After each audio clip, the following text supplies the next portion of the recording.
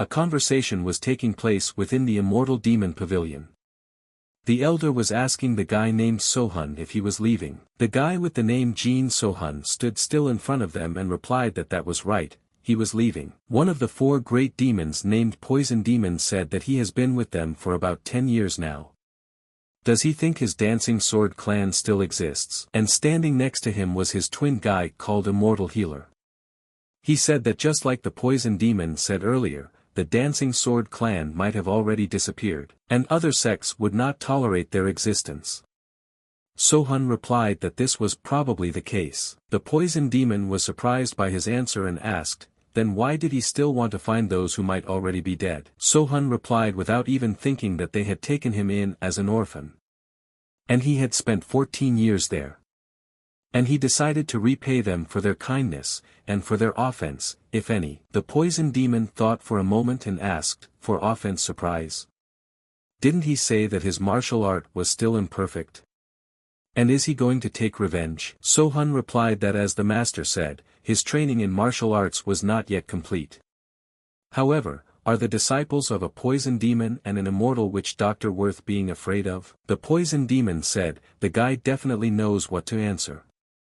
He asked his brother, didn't he think so? The Immortal Healer replied that this was far from news. This guy always spoke well. The Immortal Healer saw his brother's face and said that they knew this day would come. Maybe they would let him go. The Poison Demon pulled the weapons onto the table and told Sohun to take them. Sohun was surprised to see them and asked, are these the blades of the Master Moon? But unfortunately he can't accept such gifts. The Poison Demon told the boy he could have them. After all, he doesn't need them. The Immortal Healer thought for a moment and took out an object and said that apparently he had something to give him as well. And with that decision, he made Sohun take this ash fan.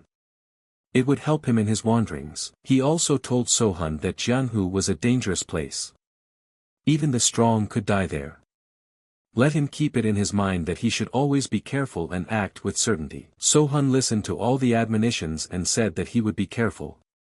The elders sent him on his way and said they would not bid him farewell. The Immortal Healer said that they would rather hear news about him, which, along with the Glorious One, would spread throughout Jianghu. Sohun was still contemplating his journey, but he realized that the elders were against it. Sohun looked at the gifts the elders had given him and bowing to the items said that he thanked them for everything. Sohun had reached the Western Dark Road and decided to stop at the Moon Disk Pavilion. Sohun stood in front of the doors and said that it was the school of the Dancing Sword that was here earlier. He remembered his mother asking him during those years, what would he eat? But Sohun was a very mischievous boy in his childhood and got into trouble every day.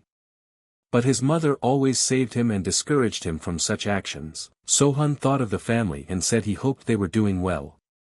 But where could everyone have gone? He entered the grounds and saw that things had changed so much around here.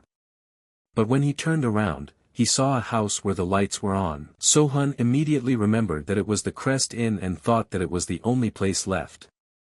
So he decided to start there. Sohun as a stranger walked straight through the door and saw that there were a lot of people drinking in the place. Sohun looked around and realized to himself that everything was exactly the same inside. But could the same owner be here? But anything was possible. Walking next to the table, Seo noticed that the people around him didn't take their eyes off him, but the guy didn't say anything and quietly passed. Sohun sat down in front of the counter and looked around. But people were staring at him as if they wanted to eat him. Sohun tossed his hat on the table and realized to himself that the atmosphere was still the same. But then a waiter came up to him and greeted him, asking him what he wanted. And then Sohun looked at him and recognized that this guy's name was Dogon. But he was even sure of it. And then Dogon looked at him intently and said nothing. Sohun saw and knew that from the look on his face he did not recognize him. Sohun made no contact with him and replied that he wanted one chicken noodle soup. Dogon replied that he would be right there and saw that judging by his clothes he was not a local. Dogon walked away from him and assumed there would be a fight soon. And he hoped it would happen outside. The people sitting at the next table told Sohun that not only his clothes but also his sword scabbard is black. Does he know what that means? After all, the color black means defiance.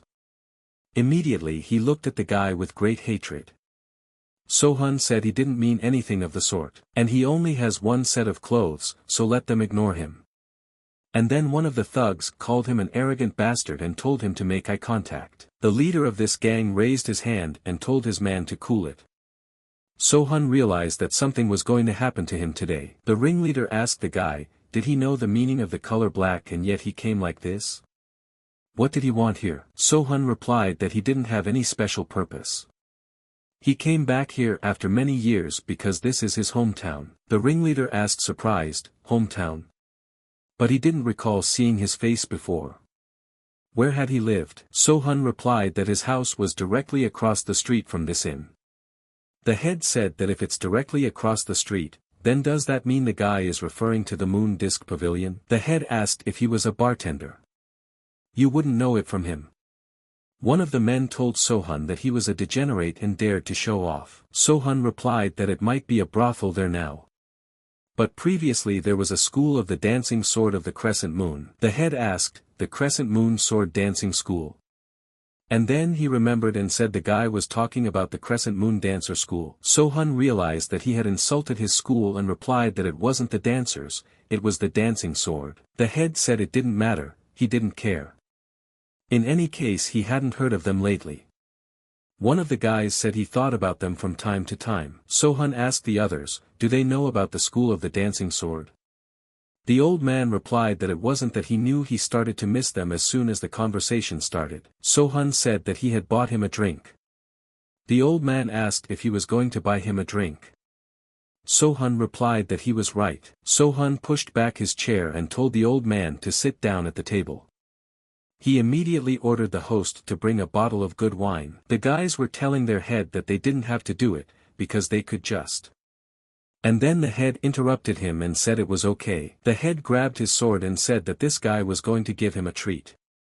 In the world of warriors, it was not customary to refuse such a thing. Taking a seat at the table, the head immediately placed his weapon close to her, and handled her as gently as if she were a child. The head looked at Sohun and saw that the sight of the weapon did not frighten him.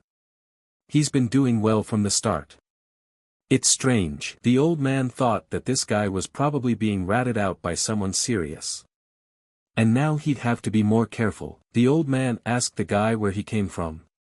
He seemed to be a student of some outstanding school. Sohun replied that he doesn't have a school.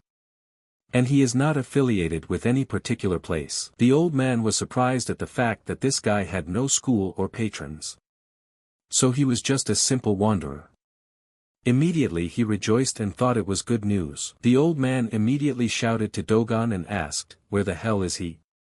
Tell him to bring them a drink immediately. Dogon immediately replied in his own voice that he was on his way. Sohun immediately realized that meant it was indeed Dogon. Sohun made good on pouring the old man's drink and said that he would consider it payment for his stories. The old man was surprised and asked the boy what he wanted to hear. Sohun replied that he wished to learn about the school of the dancing sword. And at that time raised his glass to drink. The old man looked down at his drink and asked, meaning about school. And what did he care about her? Sohun asked, weren't they quite famous on the Western Dark Road? He's curious to know where and how they disappeared to. Just curiosity. The old man said that from what Sohun knows, he must really be from there. The school of the dancing sword of the crescent moon. He hadn't heard that name in a long time.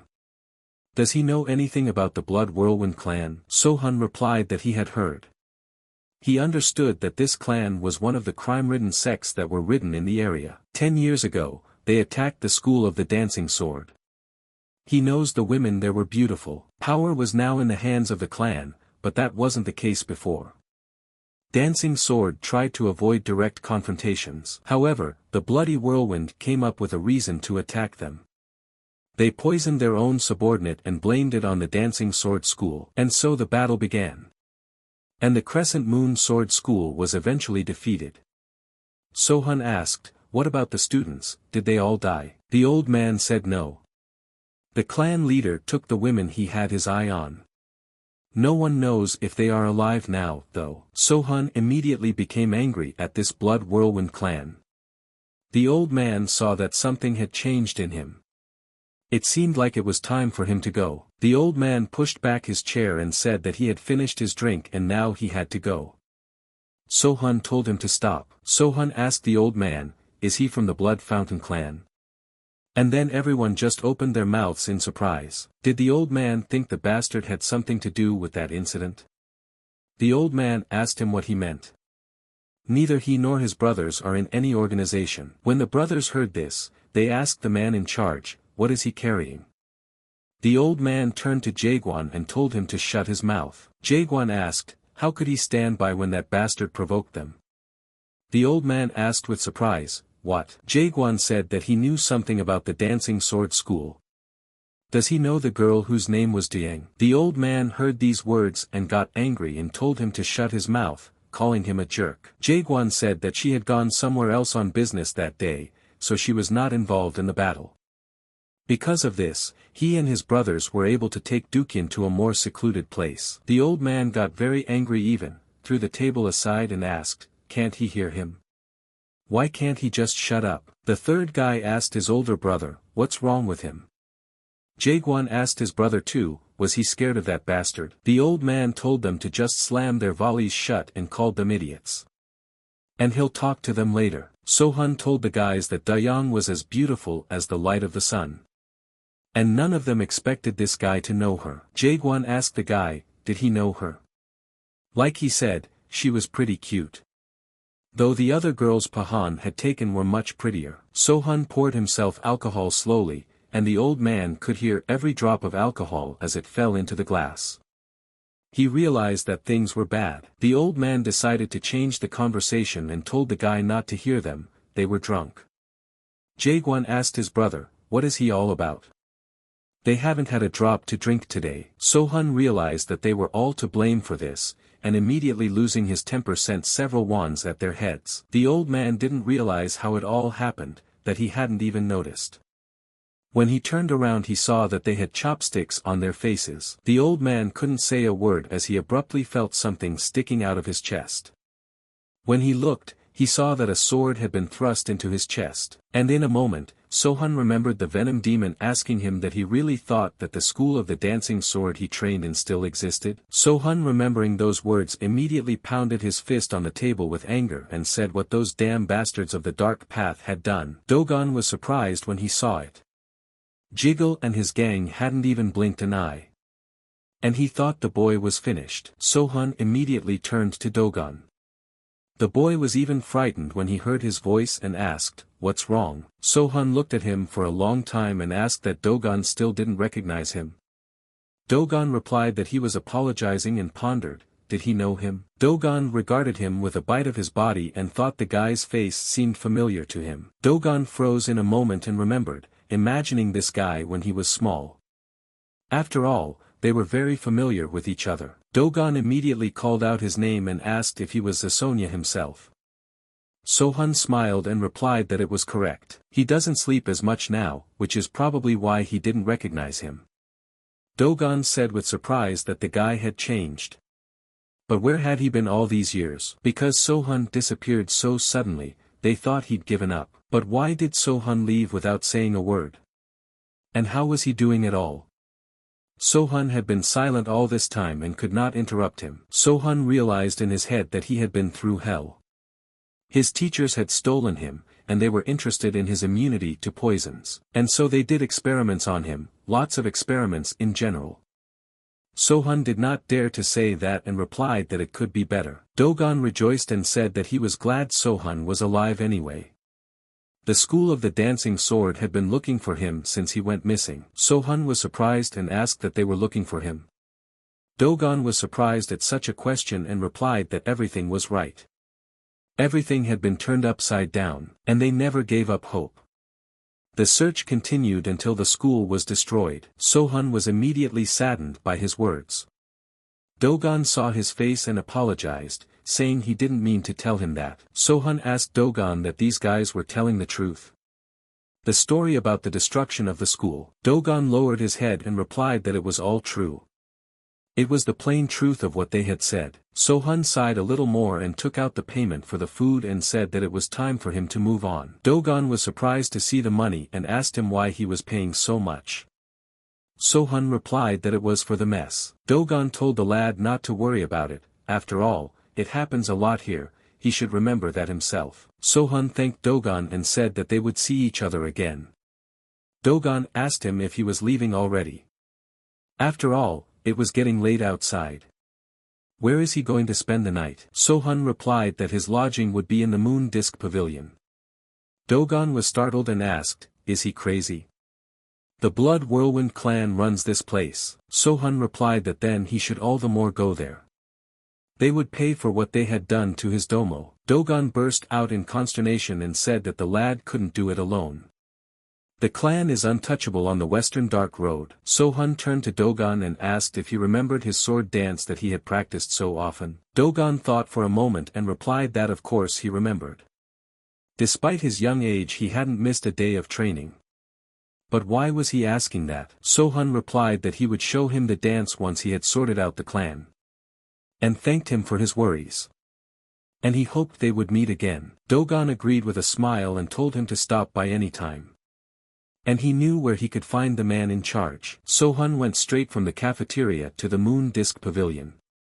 At this moment, there were 2 guards standing in front of the pavilion to keep outsiders out. Sohun, like an elegant and well-mannered man, approached the gate. The guard greeted him and asked if he was looking for someone in particular. Sohun replied that he had heard that Choval, Yakrin and Wonhyu were quite decent. The guard apologized and said that none of the ladies had those names. Sohun thought that judging by the fact that they didn't know their names, they didn't know them. He told the guys that he would just take the other girls if they weren't here. The guard asked the guy to go inside first. After all, the show promises to be interesting. Sohun was surprised and asked, performance? The guard replied that it was correct. And at that time live music was playing in the pavilion. The guard showed him around and told him that the pavilion was extremely famous for its Moon Disk dance group. Sohun heard him and thought, what was the Moon Disk dance group? Just then, the 2 girls in the center of the room got into a sword fight. They fought as if they were enemies and were ready to kill each other. In this battle, they performed dance moves. Sohun watched this monster and saw that they were trying to replicate the moves of the dancing sword school. With their lousy powers, the guard came up to Sohun and said that this man is the owner of this establishment. Tell him to stop looking at him like that. Sohun was surprised at this and asked, was this guy in charge here? It was the owner of the Moon Disk Pavilion. The guard replied that it was like that and asked him not to stare at him so openly. Sonak did not obey him and immediately raised his gaze to the head. Sohun thought about it and decided he should talk to him in the open. The guard turned to him and kept telling him that he shouldn't go there. Sohun approached the stairs that would have taken him up to the head of the pavilion. But a guard ahead stopped him and told him he could not come up here. Sohun told them that he had come to see Mr. Owner. The guards asked him, is it an appointment? Sohun replied that he did not.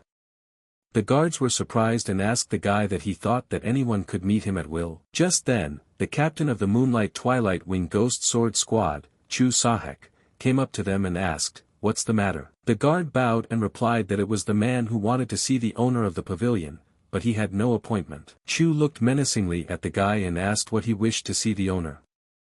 Sohun stared at him intently and said nothing. Chu made up his mind and told Sohun that he must be drunk, let him set foot home alive and unharmed. However, if he wishes to further inconvenience Mr. Owner, he will never return home again. Sohun was curious and asked why he couldn't see the owner of the pavilion. Chu didn't like it and asked the guy, didn't he understand? But then the head of the pavilion came to them and told both of them to stop. And there's no need to make a fuss. Let the boy come to him, since that's what he's here for, and ordered Chu to send the boy to his room. Chu was immediately surprised and replied that the order would be obeyed. Sohun passed through the guard line and entered the leader's room, where the table was already set and the leader was waiting for him with the girls. Chu told the ringleader that he had brought him. Sohun did not wait for an invitation and immediately sat down in the first chair he could find. The ringleader saw this disrespect and thought, why the hell is he so arrogant? He agreed to meet him because he seemed different. He thought there was someone powerful behind this arrogant guy, or was he from a famous clan? The head said he didn't know why the guy was looking for a meeting with him, but they'd better have a drink first so they could understand each other even better. The girl standing next to the head immediately took the jug and poured them a drink.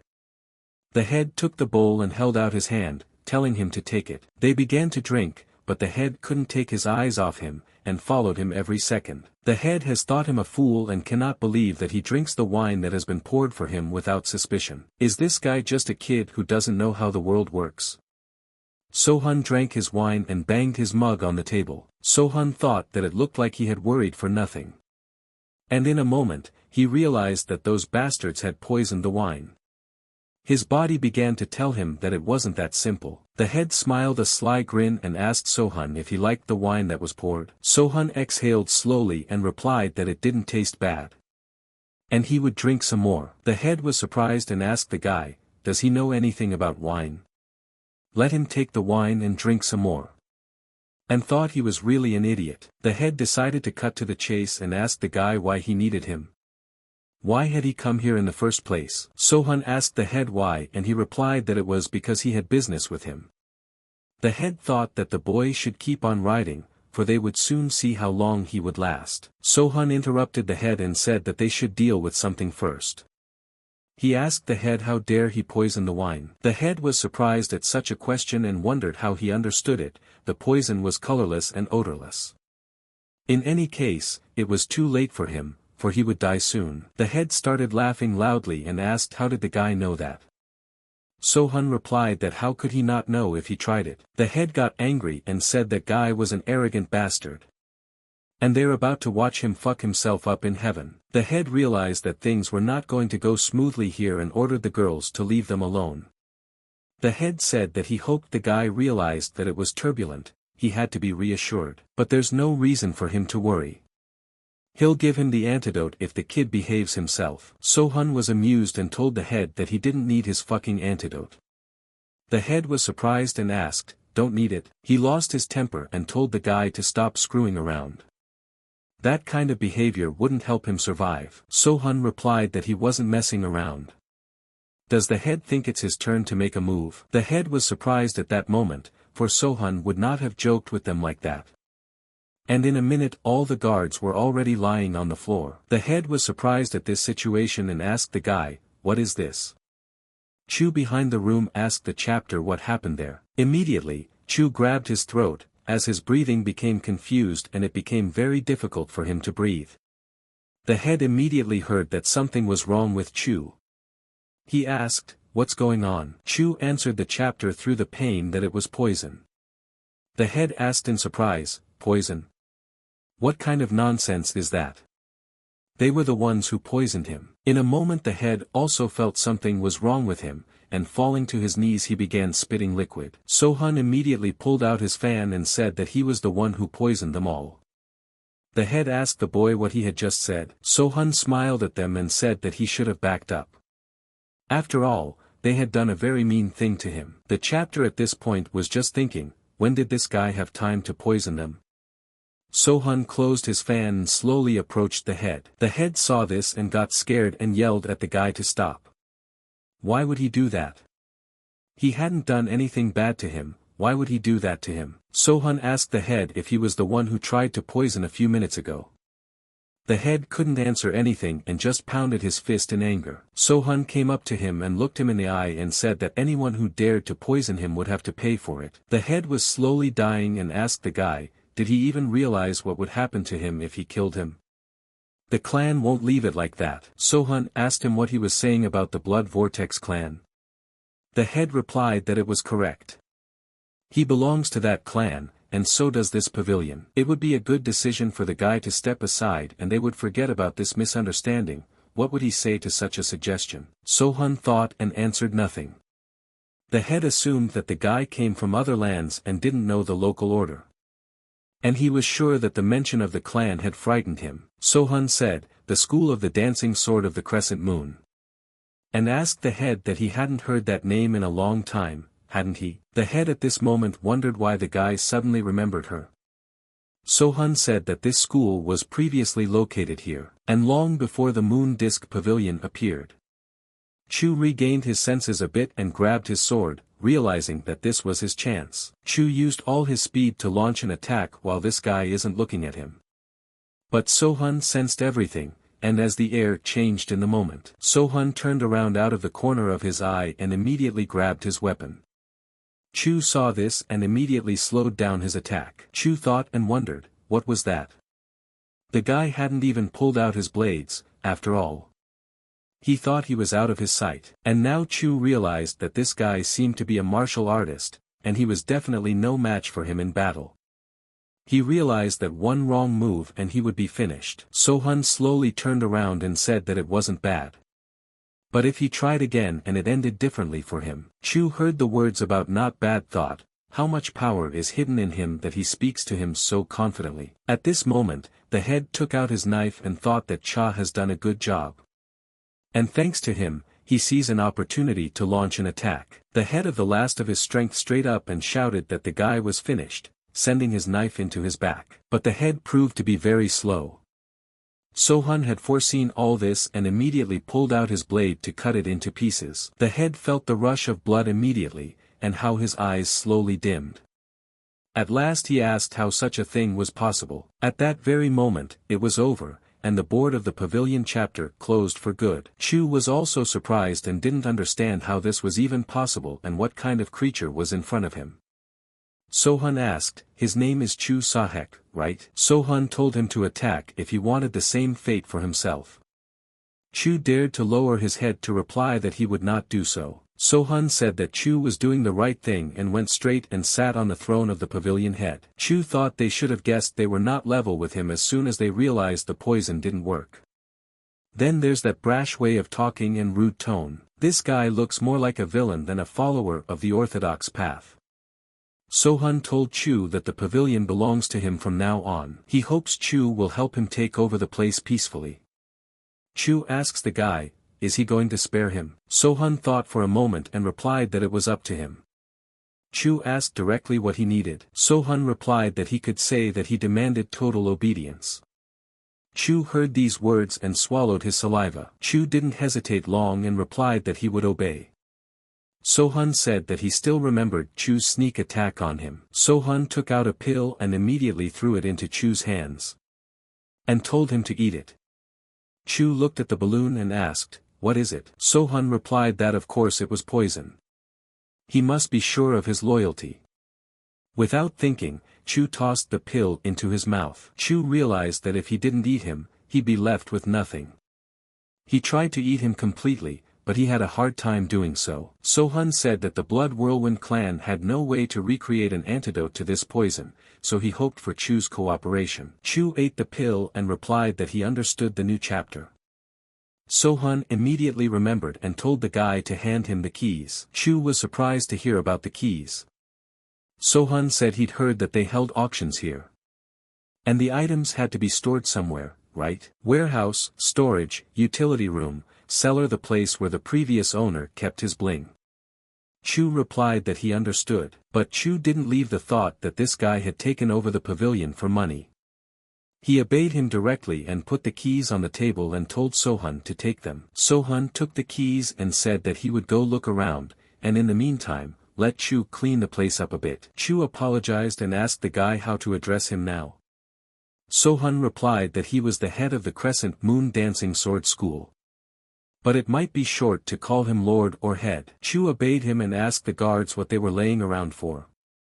Tell them to put their feet up and get out. And from that moment on, their new owner walked beside them.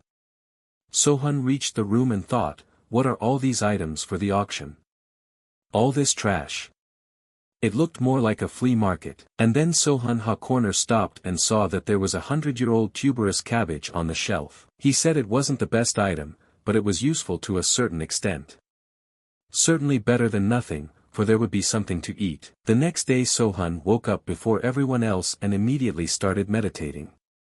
Then someone outside the door asked him if he was awake. Sohun replied that he could go in. It was Chu. He stood in front of the head and couldn't say a word so as not to distract. Sohun asked Chu how long it would take for the clan to know what had happened here. Chu replied that it was about 2 or 3 days. Sohun ordered Chu to get everyone together and tell them that anyone who wants to leave can be free to go. After all, no one is holding them. Chu was very surprised at this moment and asked, "What?" He thought that the new head first took over the pavilion and now he was disbanding everyone. If he did that, it would be very bad. Sohun said to pay everyone who leaves a stipend of 10 times their salary. Chu said to pay such amounts would require taking the clan's money. Sohun asked in surprise, "Clan money?" Chu replied that was correct. The clan keeps money in different places, and the pavilion is one of them. Sohun replied that that was even better. If it was the clan's money, they should use it all the more. They'll pay the people 20 times as much. At this time inside the pavilion, all the people were gathering their belongings, for they had been given the choice to stay or leave. Sohun watched everything and saw most of the workers leave. But he didn't care, because he had given them a choice. Sohun asked Chu, "Is everything ready?" Chu replied, "Yes." As the head asked, he told his boys to escort them to safety. Chu also said that there would clearly be a rat among these people who would report everything to the bloody vortex. Sohun didn't even bother and replied that he probably would. Chu realized from his words that he was expecting it. Chu remembered the head saying that he was from the Crescent Moon Sword Dancing School. And that school was previously located here. Chu asked Sohun, "Does everything he does have something to do with the School of the Dancing Sword?" Sohun looked at him and asked, "What makes him think that?" Chu replied that he simply recalled his conversation with the late owner of the pavilion. Sohun said that Chu is right, he grew up in this school. Chu said that turns out to be the reason why he is. And then Sohun interrupted him and said, "Yes, Blood Vortex forcefully took this place away from Dancing Sword. After that, he set up a brothel here." Now Chu realized what the reason was. He wants revenge on the clan for what happened to his school. Chu asked, "Does the head have any allies?" Sohun replied that no, he is completely alone. Chu hearing such a response was surprised and thought that the head alone wanted to fight an entire clan. He certainly realizes that the head has handled him and the former owner of the establishment. But to fight an entire organization. He's just crazy. Chu turned to the head and said that he didn't think he could do it alone. Sohun replied that he couldn't believe they had taken over the Western Dark Road while he was gone. It probably turns out that they have a lot of resources. Chu saw that the leader was underestimating the Blood Whirlwind clan too much. Chu told Sohun that there was something he needed to know about the Blood Vortex clan. They run 4 brothels, 3 fighting halls. They also have 2 trade associations and 2 security organizations at their disposal. The Blood Whirlwind clan can mobilize at least several hundred fighters. Sohun says he doesn't need to fight all of them. He wants to take down the leader and their organization will collapse like a house of cards. That's how he took over the pavilion. Chu was surprised to hear that the head wanted to deal with the leaders. The way he imagines it. It seems that only death awaits him next to him, and now he has to get the antidote at all costs and try to escape. But will he be able to do it? And then Sohun turned to Chu, which even made him frightened. He told him that as soon as his men returned, he should leave with them. Chu was surprised and asked the head, "Is he serious?" Sohun replied that he had heard correctly. And let them take with them all the money that was kept here. Chu blushed at that moment and remembered how the head had given him the poison. And it turns out that the head had forgotten about the antidote. Sohun asked him what was wrong. Does he not wish to be released? Chu asked the head, does he remember the antidote? Sohun immediately said what he remembered and forgot to say. If he didn't take the antidote soon, he would turn into a rag doll. Chu was angry and couldn't understand how the head could forget that he had poisoned him with that stuff. If he's a benefactor, sending him to certain death. And seen in the head of a sick bastard, Sohun immediately took out a box and held it out to Chu. He saw it all and realized that it was the antidote and he would finally be healed. Chu immediately took it and ate it without saying anything. He was already happy that he was going to live. Sohun was just staring at him intently at this point. Chu wondered why he was staring at him like that. He asked the head, was something wrong? Sohun asked him, did he even know what he just ate? Chu was surprised at such a question and asked, wasn't it an antidote? Sohun replied that he didn't say that. Chu asked what was it. Sohun made no secret of it and replied that it was poison. Chu got angry and asked the head why he gave him poison again.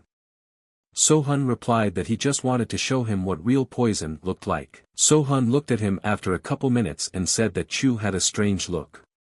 He looked like he had aged 40 years. Chu realized at that moment that he thought he was dying and the head had slipped him a pacifier.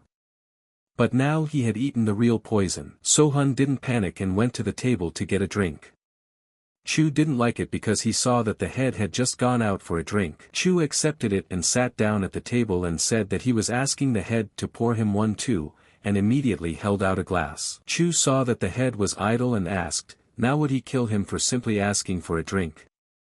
Since he would die from the poison anyway, he wishes to have one last drink. Sohun saw his reaction and pouring it told him to drink then. Chu immediately sent the vodka into his mouth in a gulp. Chu, after drinking, said he's staying, too. After all, now he has nothing to lose. Sohun was surprised and asked, what? Chu replied that he would rather die from the blade than from the poison. First they'd sew him up, and then they'd follow him. He's dead either way. At least he'll get to see him fight. Chu held out the glass once more and told the head that he was asking him to pour more. Sohun was just laughing at this point. Chu saw his face and said, what's wrong? Why is he laughing? Sohun poured him a drink and said nothing. They should just drink. At this time, the Blood Whirlwind clan received the news. The clan head listened and told him to say it again. The head asked that some asshole took over an entire pavilion by himself. The guy replied to the gentleman that that was correct. The head said that apparently they put a talentless idiot on this point. That kid, is he one of the masters? The boy replied that it was reported that he had used poison. The head of the clan said that it was clear with these ones then. And then one of the warriors turned to the head and asked that he let him lead his Wind Blade squad and deal with him. It was the captain of the Wind Blade squad, young Gildo. The head asked him if he thought he could do it. Jung replied that he and his squad would definitely kill that asshole. The head replied that he agreed and told Jung not to let him down. If there was anyone behind them, have them remember to give them his regards. Jung bowed and replied to the chapter what would be done. He realized in his head that he had had his eye on this brothel for a long time. If everything went smoothly he would get it. During this time, Sohun and Chu would stroll through the establishments and spend time together in anticipation of new enemies. Sohun had been licking the candy the whole time. After finishing it he held out his hand to Chu and told him to give him more. Chu was tired of hearing this and sighed. Chu saw that he had been serene to the point of nausea these past few days. Any minute now, the clan might attack. How could he be so calm? Immediately, Sohun told Chu to hide quickly. Chu turned around and saw that the people from the clan had come. Chu told Sohun that they were representatives of the Blood Vortex clan. Sohun asked him if they were. Chu replied that was correct, they are a squad of wind blades, they are members of a clan. They are considered violent even by the standards of the Blood Vortex. Even their captain is here. They sent the elite against him. Sohun asked in surprise, the elite? Chu replied that from the looks of it, they were heading to the pavilion. Sohun smiled and said that in such a case, as the owner of this place, he should show hospitality, and ordered Chu that they needed to hurry. On the way, Sohun remembered and asked, are there any more bingtangs left? Chu was surprised and asked, what? Jung immediately reached the pavilion and rushed in, and walked in with the entire army. He looked around and saw that no one was there. Jung ordered his men to smoke him out. But let them not let their guard down, let them remember, he's the one who killed the pavilion owner. His men immediately went straight to the rooms to find the enemy who had stolen the pavilion from them. Jung began to look around and saw that this place was turning out to be even better than he had imagined. If he takes over this place, he can make a lot of money off of it. And then the guy tells the captain there's no one here. And then Jung was surprised and asked his men, no one is there. The boy replied that was right. They searched everything, but found nothing. Maybe he had run away. Jung replied that he was probably scared of them. In such a hurry, he didn't even have time to take the money and items. Is that what they think? Jung didn't care anymore. He wished he had killed it with his own hands, but he was more interested in the moon disk pavilion. At that time Sohan himself came and without saying anything was heading in their direction. Jung and the boys saw him and were surprised. The guys started asking what kind of nonsense came to them. Tell him to get out of here immediately, because they're not open yet. And he's very lucky they're in a good mood today, or he wouldn't have gotten out of here in one piece. And then Sohan said that there were fewer of them than he thought. The boys were surprised and asked him what he was yelling about. He didn't hear what he said. Let him get out of here immediately. Jung thought and hoped that they just wouldn't say it was him. Sohan ordered Chu to shut the doors. Chu was not surprised and replied to the gentleman that it would be done now, and immediately went to close them quickly. Jung asked Sohan, "It was him, wasn't it? The man who had brazenly wreaked havoc in the pavilion. And they thought he had already escaped." Sohan asked, "Why would he run away? This place is his home after all." Jung said he's an idiot and this place will be his grave. It would be better if he ran away. He immediately ordered his men to capture him. Quite a few punches were thrown, but Sohan stood his ground and swung everyone left and right with his slaps. From such a blow the lad was seriously injured. He saw his arm was so surprised, for it was broken. Sohan didn't even get tired. He slowly fought them and beat them to a pulp. After all, he needed their captain. Everyone was surprised at his strength, for he hadn't even received a single scratch from the enemy's attacks. The guys told Sohan he was a bastard and decided they would attack him from all directions. Sohan felt himself being pounced upon. With his foot firmly planted on the ground he turned around and attacked with a crushing attack. The warriors didn't realize what they were up against today, as they were a passing yard for him. Chu looked at all this and saw that he had scattered them like children. But just how much strength he had in him. And he didn't even use his blade. Jung realized and thought that the pavilion was already in his hands. Where did this jerk really come from? Sohan shouted at Jung and called him a greaseball. He asked him directly what he was worth. Jung called him an arrogant bastard upon hearing those words.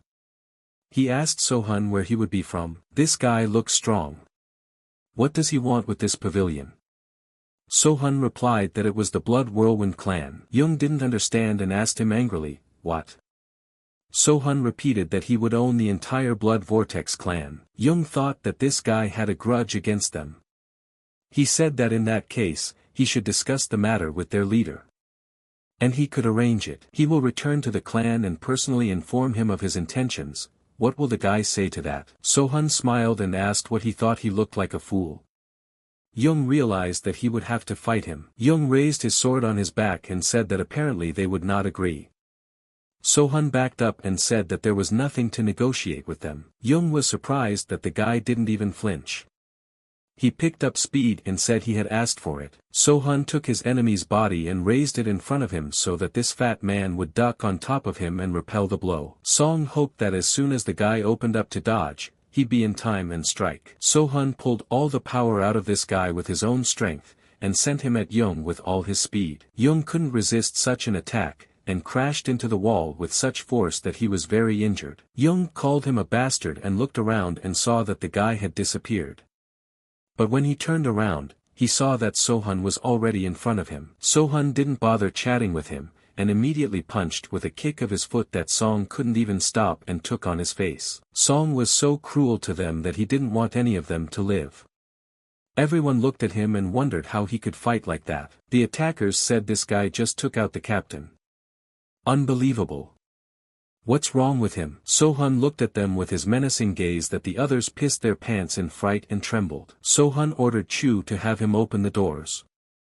Chu immediately obeyed and replied that it would be done now. Swinging the doors open, Sohan told the survivors to disappear and remember to pick up their buddies. Everyone was surprised that he wished to let them live.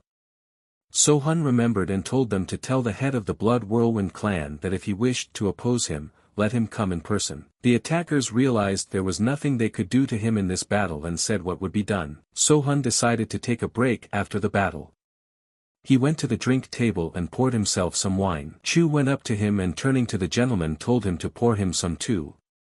Sohun asked him, what was his honor? Chu asked surprised, by what? And replied that he closed the doors and then opened them again. Sohun thought for a moment and said fair enough. Chu saw Sohun pouring him wine and asked why he spared some. Sohun replied that it was done to provoke their leader. And I am sure the sight of his subordinates would not leave him indifferent. Chu said that he understood and immediately raised his glass of wine. In his head, he thought that the head had purposely picked a fight with the Blood Whirlwind clan. Sohun said that when everyone comes here, it will be dangerous for Chu to be here. Tell him to hide somewhere. Chu didn't understand why the master was so kind to him and worried about his life. At the end, he said that he would pour the master a drink himself. At this time in the Blood Whirlwind clan, the clan head was saying that they dared to appear before him without figuring out until now, who was opposing them. The servant said that the surviving members of the Wind Blade squad said that he had a grudge against them all. The head took it indifferently and asked, so what? After all, every other person in this world has a grudge against them. The head ordered the servant to gather all the warriors. The servant asked surprised, all of them? The head replied, yes. They must not let him get away with it. If they show weakness now, the other clans will sense it. The head remembered and ordered everyone to tie up the survivors of the Blade Squad and bring them to the square. They would execute them before retreating. At least these useless bastards will be good for something. And they'll set an example for the rest of us. For them, too, they didn't wait for the next day and headed for the West Dark Road area. At this time, Sohun was in the pavilion practicing, and recovering all his lost strength. But then Chu burst in and shouted to the master. Sohun did not open his eyes for a few minutes, and then Chu said that they were here, and there were no more. Sohun calmly replied that it was expected. Chu said he meant that there were a lot of them. Sohun asked, and who was leading them? Chu replied that he had not looked, but it must be their leader. And then a voice was heard from the lower floor for Sohun to come out, for he wanted to see them, and here they were. Just then, Sohun picked up a garment that was lying nearby. Chu said to the Lord, this is a chogori for martial performances. Sohun replied that this was correct. And at that moment he recalled a memory from his childhood as a girl asked him what she looked like. And at that moment she was wearing this. Sohun was at this moment very surprised from her beauty and said that she looks adorable. Sohun said that when he was a kid, he was told that the costume was needed to make the curves of a sword dancer stand out. Chu said he understood and asked why he was wearing that. Sohun replied that it was because he was a student of the Crescent Moon Sword Dancing School, and they should all know and realize who had taken their lives. He immediately went to the ground floor and said he would be back soon. Chu decided that he wouldn't leave him alone and said he would go with him. Sohun stopped at that moment and asked surprised, what? Chu replied that if he was killed, he would die with him. Sohun told him to wait for him here. He should not be a part of this. Sohun reached for the door to get out. Chu was scared and turned to the master saying not to die. Sohun replied that in no way would he. Sohun stepped in front of the pavilion without fear and saw that the clan representative had come with his entire army to destroy him. They stared at each other for a long time and then from the crowd asked, what's with the outfit? And why did he dress up like a woman? The attackers thought and asked, is he one of these? And they shouted to him to kneel down and mocked him. And then the head raised his hand and told his warriors to be quiet. He looked at Sohun and asked what he must be, Zasonia. Sohun hearing these words, immediately took up his sword and replied to the head of the Blood Whirlwind Pavilion that everything was correct. Sohun said that he was Zasonia of the Crescent Moon School of the Dancing Sword, who would eradicate them from this world forever. At this moment, Sohun remembered how he had practiced with a sword as a child and dropped his sword on the ground. He immediately grabbed his hand. But then the girls ran up to him and asked Zasonia, is he okay? There was a bruise on Zasoni's arm, but he replied that he was fine. The girl asked him, did he hurt himself? Zasoni immediately answered again, no. The girl took his sword and told him to be careful, and let him try to do as she was about to show him. Zasonia got excited and said that he would watch carefully. Immediately the girl showed him the sword dance. A couple days later, Zasonia had been practicing the whole time, and repeating the very moves he was shown. The girls all got excited at this point and said he was doing great. This is so much better than before. He was born for this. He has a great talent. Zisonia laughed when he heard the praise and asked, really? But that wasn't all there was to it. Then Sohun remembered Togan saying that the school of the dancing sword had been looking for him since he had gone missing. They never gave up hope. The search continued until the school was destroyed. Sohun shouted to his enemies that they were all dead. He didn't talk to them much, and immediately jumped into the crowd of enemies to kill them all. The head was surprised and realized he was fast. Sohun went through the crowd of warriors and began to slaughter them all like dogs. Everyone at that moment wondered where so much blood had come from. The warriors asked what had even happened. How had he come to them so quickly, and killed several warriors so stealthily? Sohun didn't dwell on it, for he had promised that he would finish everyone off here today. The captain shouted to the warriors to stop panicking. After all, they were facing only one enemy. Have everyone attack from all directions. The warriors came to their senses and realized they had the advantage. And shouted that they would kill him. Sohun saw that they were already starting to come around and attack. He rejoiced and told them not to be shy and to attack. Sohun at this moment has turned into a monster that is ready to devour everything around him that advances on him. The warriors saw from afar how this guy's light illuminated everything around them. They realized that their opponent was very strong. The head was also surprised and remembered that he wished he had taken this boy to himself. He looked promising. But he didn't think he would come back like this. These movements of his, this was the technique of the Crescent Moon Dancing Sword School. Would he be able to deal with such a powerful opponent, he wondered. Chu was sitting by the window at this time and watched the head fight. He was saying that this guy never ceases to amaze. He wondered what kind of martial art he was using. Either way it looks beautiful. And then the pavilion head saw that this boy was using a poison that was poisoning everyone around him. This poison went down, and every person who fell on it and breathed would immediately fall to their knees and die. Because their breath was completely blocked. Moving ever deeper, behind him he left bodies that fell to their knees from his poison. Sohun passed between them like a speeding train, and without sparing any venom, he let loose in the square to kill everyone. The captain asked in amazement, how was this even possible? And then everyone shouted that their bodies weren't moving. The warriors were yelling at the captain to help them. They can't handle him, and everyone will be dead in a couple hours. The captain turned to the head and said that the battle formation was over.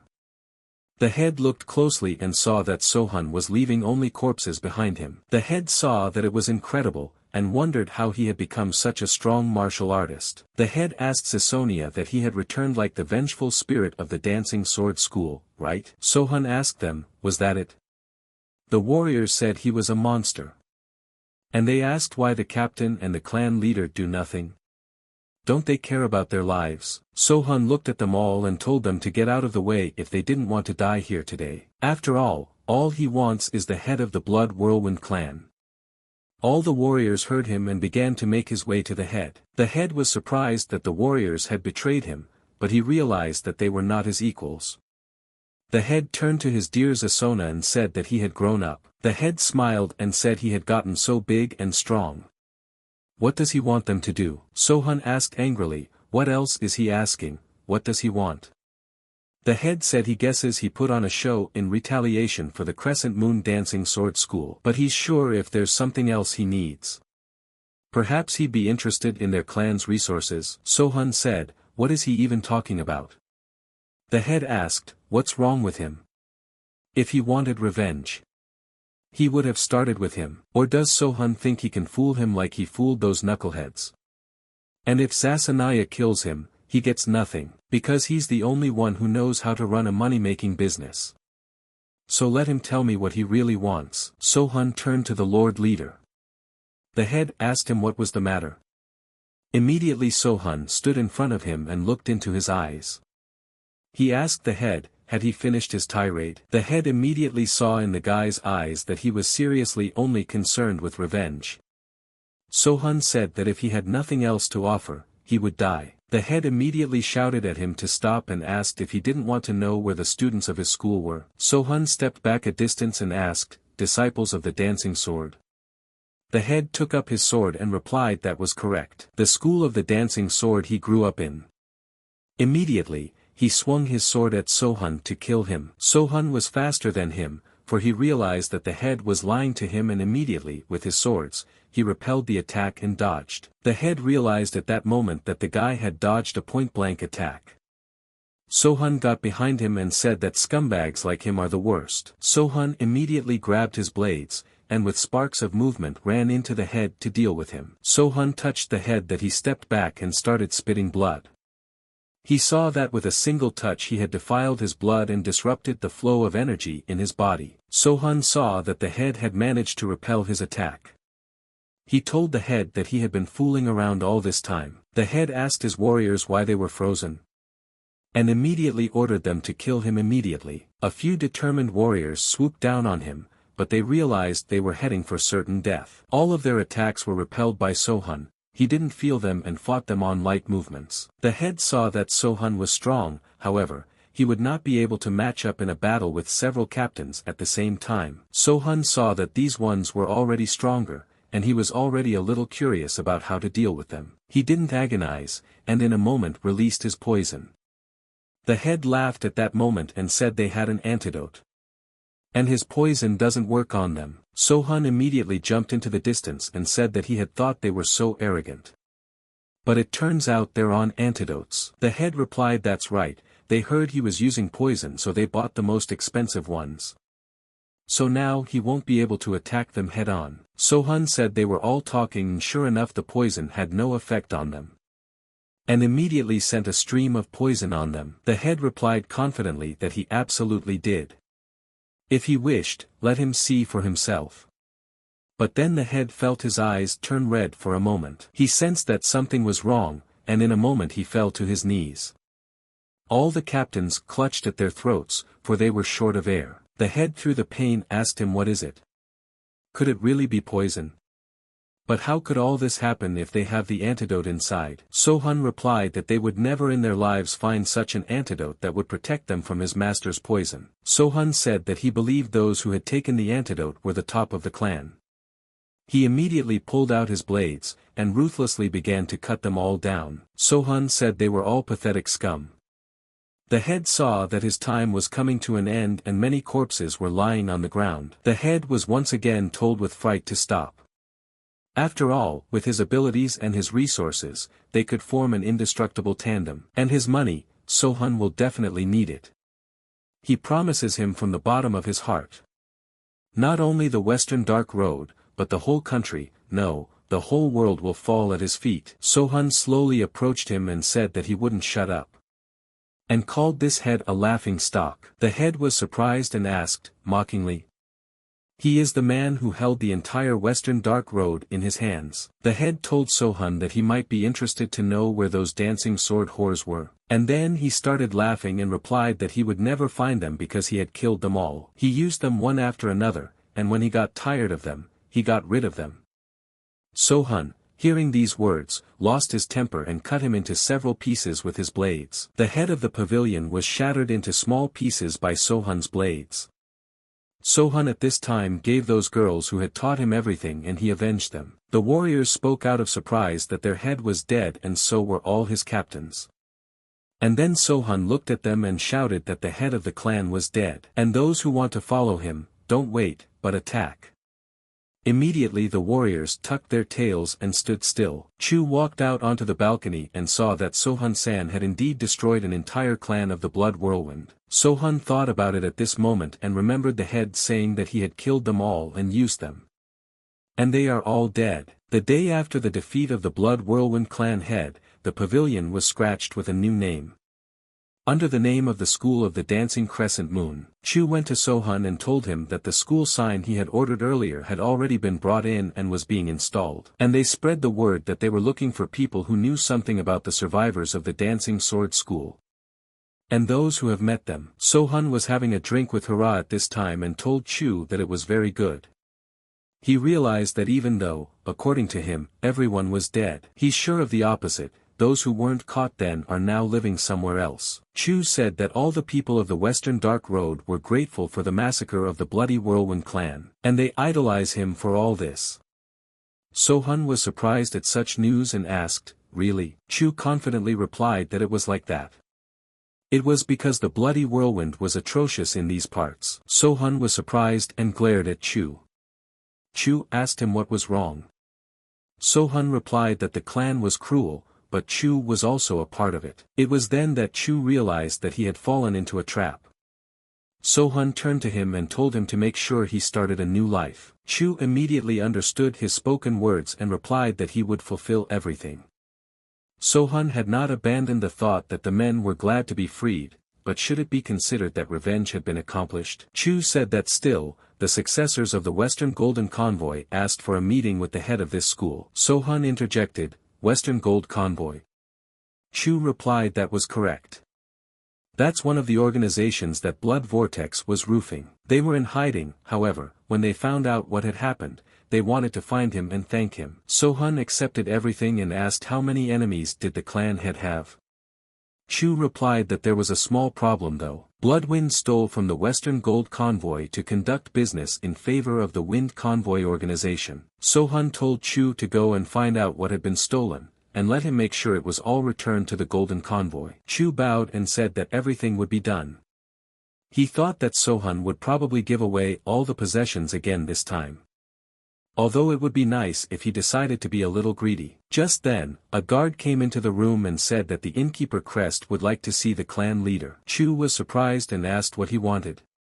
Sohun told Chu to let his childhood friend in, and then Dogon came in with some food. Sohun said that he had brought so much food. Dogon replied that he had remembered that he liked dumplings. Sohun poured them a drink and said there is such a thing in this life. He had forgotten such things, and how was Uncle Poon doing? Dogon replied that he has a bad back, that's why he mostly lies in bed. Sohun asked in surprise, is he that bad? Dogon was surprised and replied no. He's just faking it because he doesn't want to work.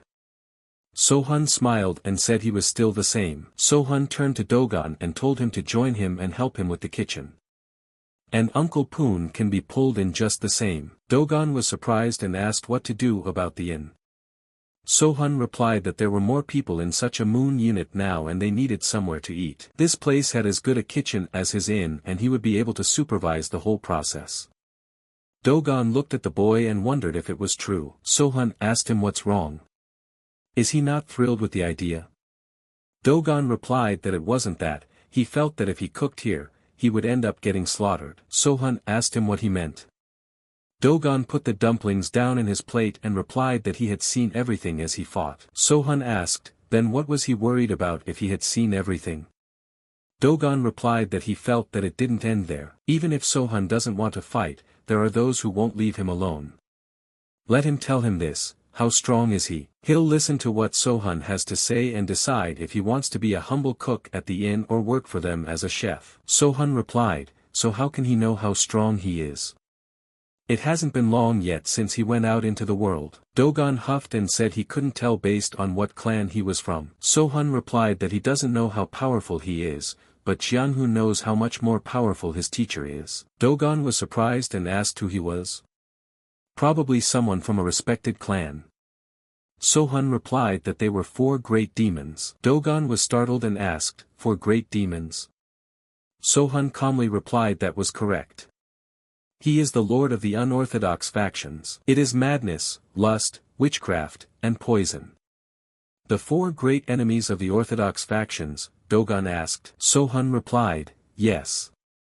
Dogon was frightened at such words that his hands were getting annoyed and he decided to drink quickly. Dogon took it all normally and said he was very glad Sohun was still alive. Dogon asked Sohun to let him know that his teacher was going to come so he could get the hell out of here. Sohun replied that it wouldn't happen, he needn't worry. He is a very busy man. Dogon asked Sohun if he wished anyone else to know about it. If so, then few would dare to come to him. Sohun replied that no. At least not now, it would rather have the opposite effect. Dogon understood and said that was correct. The orthodox way would not have left him alone. There would be those who would blame his actions under the guise of nobility. It's best to tread carefully. Besides, the unorthodox path territory is full of guys like the Bloody Whirlwind clan. Now that he had overthrown them, wouldn't others want to try their luck? Sohun asked if there was anyone he should watch out for. Dogon replied that they are the wolves of the swordsmen of the North Wind in the north, and the Sun Dragon Alliance in the south are the most dangerous factions. If anyone could kill the head of the Bloody Vortex, it would be the leaders of these two organizations. And if they unite and attack the Western Road, what will happen to them? Will Sohun be able to deal with them alone? Sohun turned to Dogon and said that it was not for us to worry. On the contrary, these two clans. Dogon got excited and asked, seriously? Sohun replied that was correct. Dogon said that's great. I wish they were empty, we should drink to that. The head of the Sun Dragon Alliance, Lim Hassan, asked the scout that the guy learned martial arts and returned to his homeland to take revenge. What kind of cliché is this? Lim asked military counselor Ji if he agreed with that statement. And it's so hackneyed it makes your hair stand on end. So who killed the head of the Blood Vortex? Ji replied that they had yet to find out, but the Western Dark Road was ruled by no one after the death of the clan head. Lim heard this and said, that's how it is. What should they do with this news? Ji suggested that it would be best to send an assassin first. Despite the price, he thinks an invisible flying dagger would be perfect for the mission. Lim was surprised and said that Ji wished to send a flying dagger. Ji replied that was correct. After all, that guy single-handedly took down the bloody whirlwind crane. And since he's young, they should send a woman. Sohun was drinking again and sitting in his room. But then the warriors knocked on his door and said that they were paying their respects. Sohun was surprised by such a visit. Chu said that they were from the Phantom Sword clan, which was in a trade association and worked in the black market. Sohun asked, are they from the Phantom Sword clan? Chu replied that was correct. He was part of them until the Blood Whirlwind clan took them over. Chu said he would like to rebuild this clan and become their leader. Sohun told him to do as he wished. The warriors left and Sohun asked Chu if the Western Gold convoy was okay. Chu replied that it was all taken care of. Chu said as he ordered, he put all the drugs and poisons in one room. Valuables and money in another. The books and documents that are left from the Blood Whirlwind clan are also located separately. Sohun said it was a good job. He will take the entire third floor from now on. Chu was surprised and asked, the whole third floor, but he realized that one room would be enough. Why did he want the whole floor? Sohun replied that this is correct and let him make sure that no one enters on it. Consequently, this applies to the rest of the third floor rooms as well. Chu asked, there should at least be someone to help with the cleanup. Sohun replied that anyone who came up would die choking on their own bloody vomit. And then Chu realized in his head that he would let the poison in. He would let everyone know about it. But then who would guard him? Sohun asked in surprise, guarding him? Chu replied, yes. Wolves and swordsmen and the Dragon clan to try to get rid of him to take possession of the Western Dark Road. Don't they need countermeasures? They might even send assassins. Sohun realized that he should be prepared for that. Sohun asked Chu, his subordinates used to do convoying before, right? Chu replied that was correct. Sohun stood up and said that in that case they should see how strong his future entourage was. Sohun went outside and told the warriors to attack him and not to hold back. He would not overdo it, so don't let them worry. The commander asked Sohun, is he sure he'll be alright? They are all professional swordsmen, after all. Sohun smiled and asked the boys what they thought they should worry about him. Immediately all the warriors blushed. Chu listened and realized that he didn't need to talk about it like that. Sohun asked the warriors who was first. And then the warrior drew his sword and told the lord that he would be the first. Sohun did not expect this and was ready to fight. The warrior used all his strength to launch this strongest attack. But Sohun stood still and simply reflected his every blow. At the last moment, Sohun put up his sword to repel the attack. But the warrior's sword could not withstand it and broke into pieces. The warrior was at this moment very surprised and didn't understand how this happened. Sohun saw the moment and made an attack from the elbow. The warrior couldn't resist his attack, and knocked out the warrior with the hard part of his sword, which even left a mark on the warrior's head. Chu saw this and realized that the leader should have gone easy on him. You shouldn't have hit him so hard. Sohun looked at the rest of the warriors and told the next one to attack.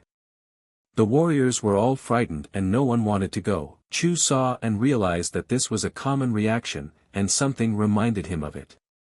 And then Sohun turned to Chu and told him to come over and fight him. Chu was confused at this point and asked, should he too? He already knows his powers, doesn't he? Sohun said nothing, and with one look Chu knew he was serious and said he was coming. After a couple minutes of fighting, Chu was completely defeated, and beaten to a bloody pulp.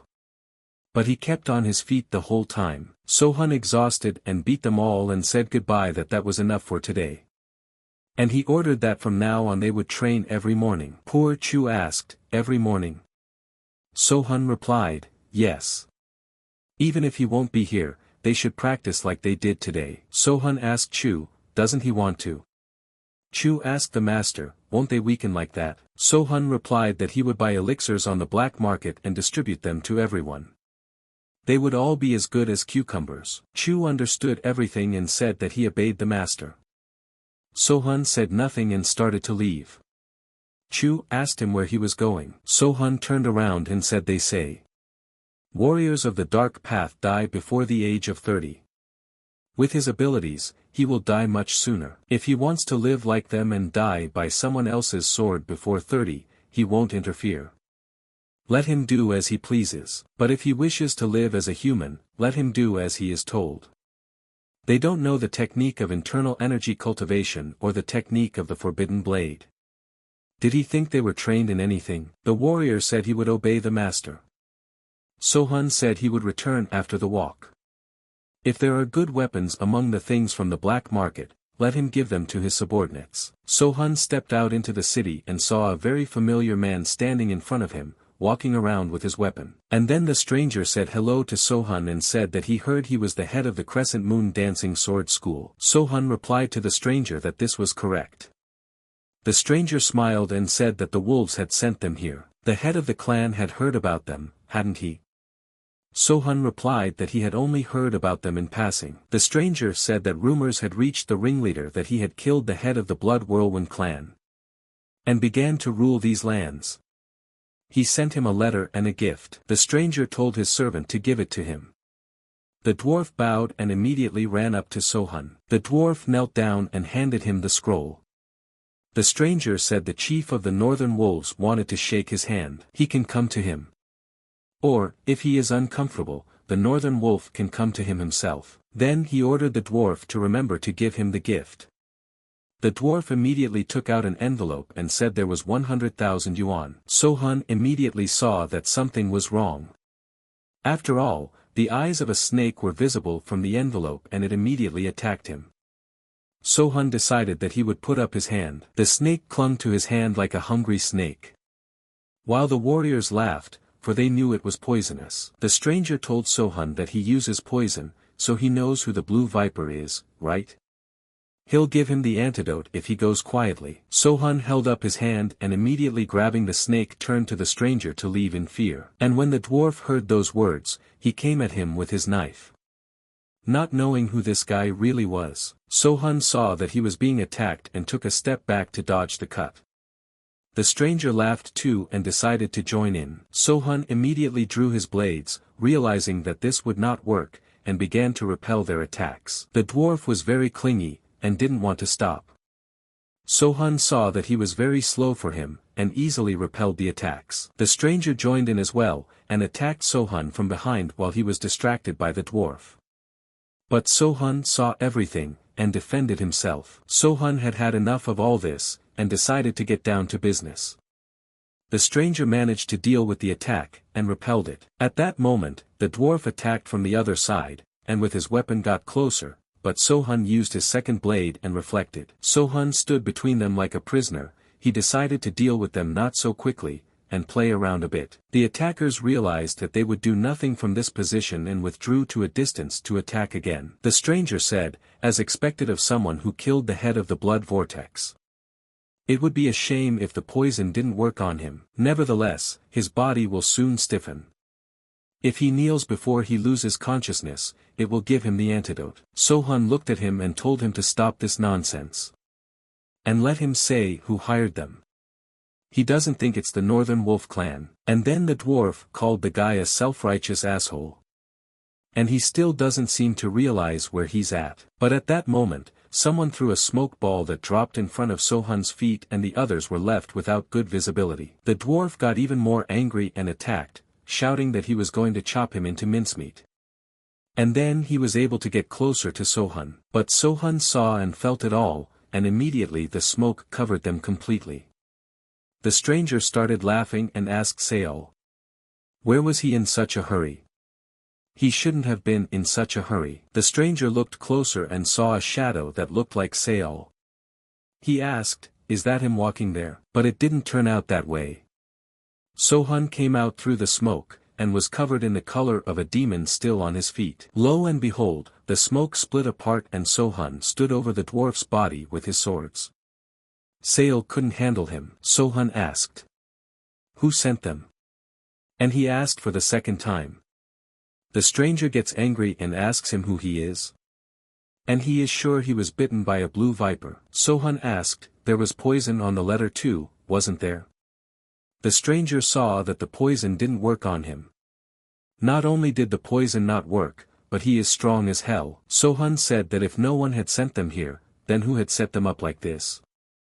The stranger realized at that moment that there had been a setup, and he can't believe they were used as expendable.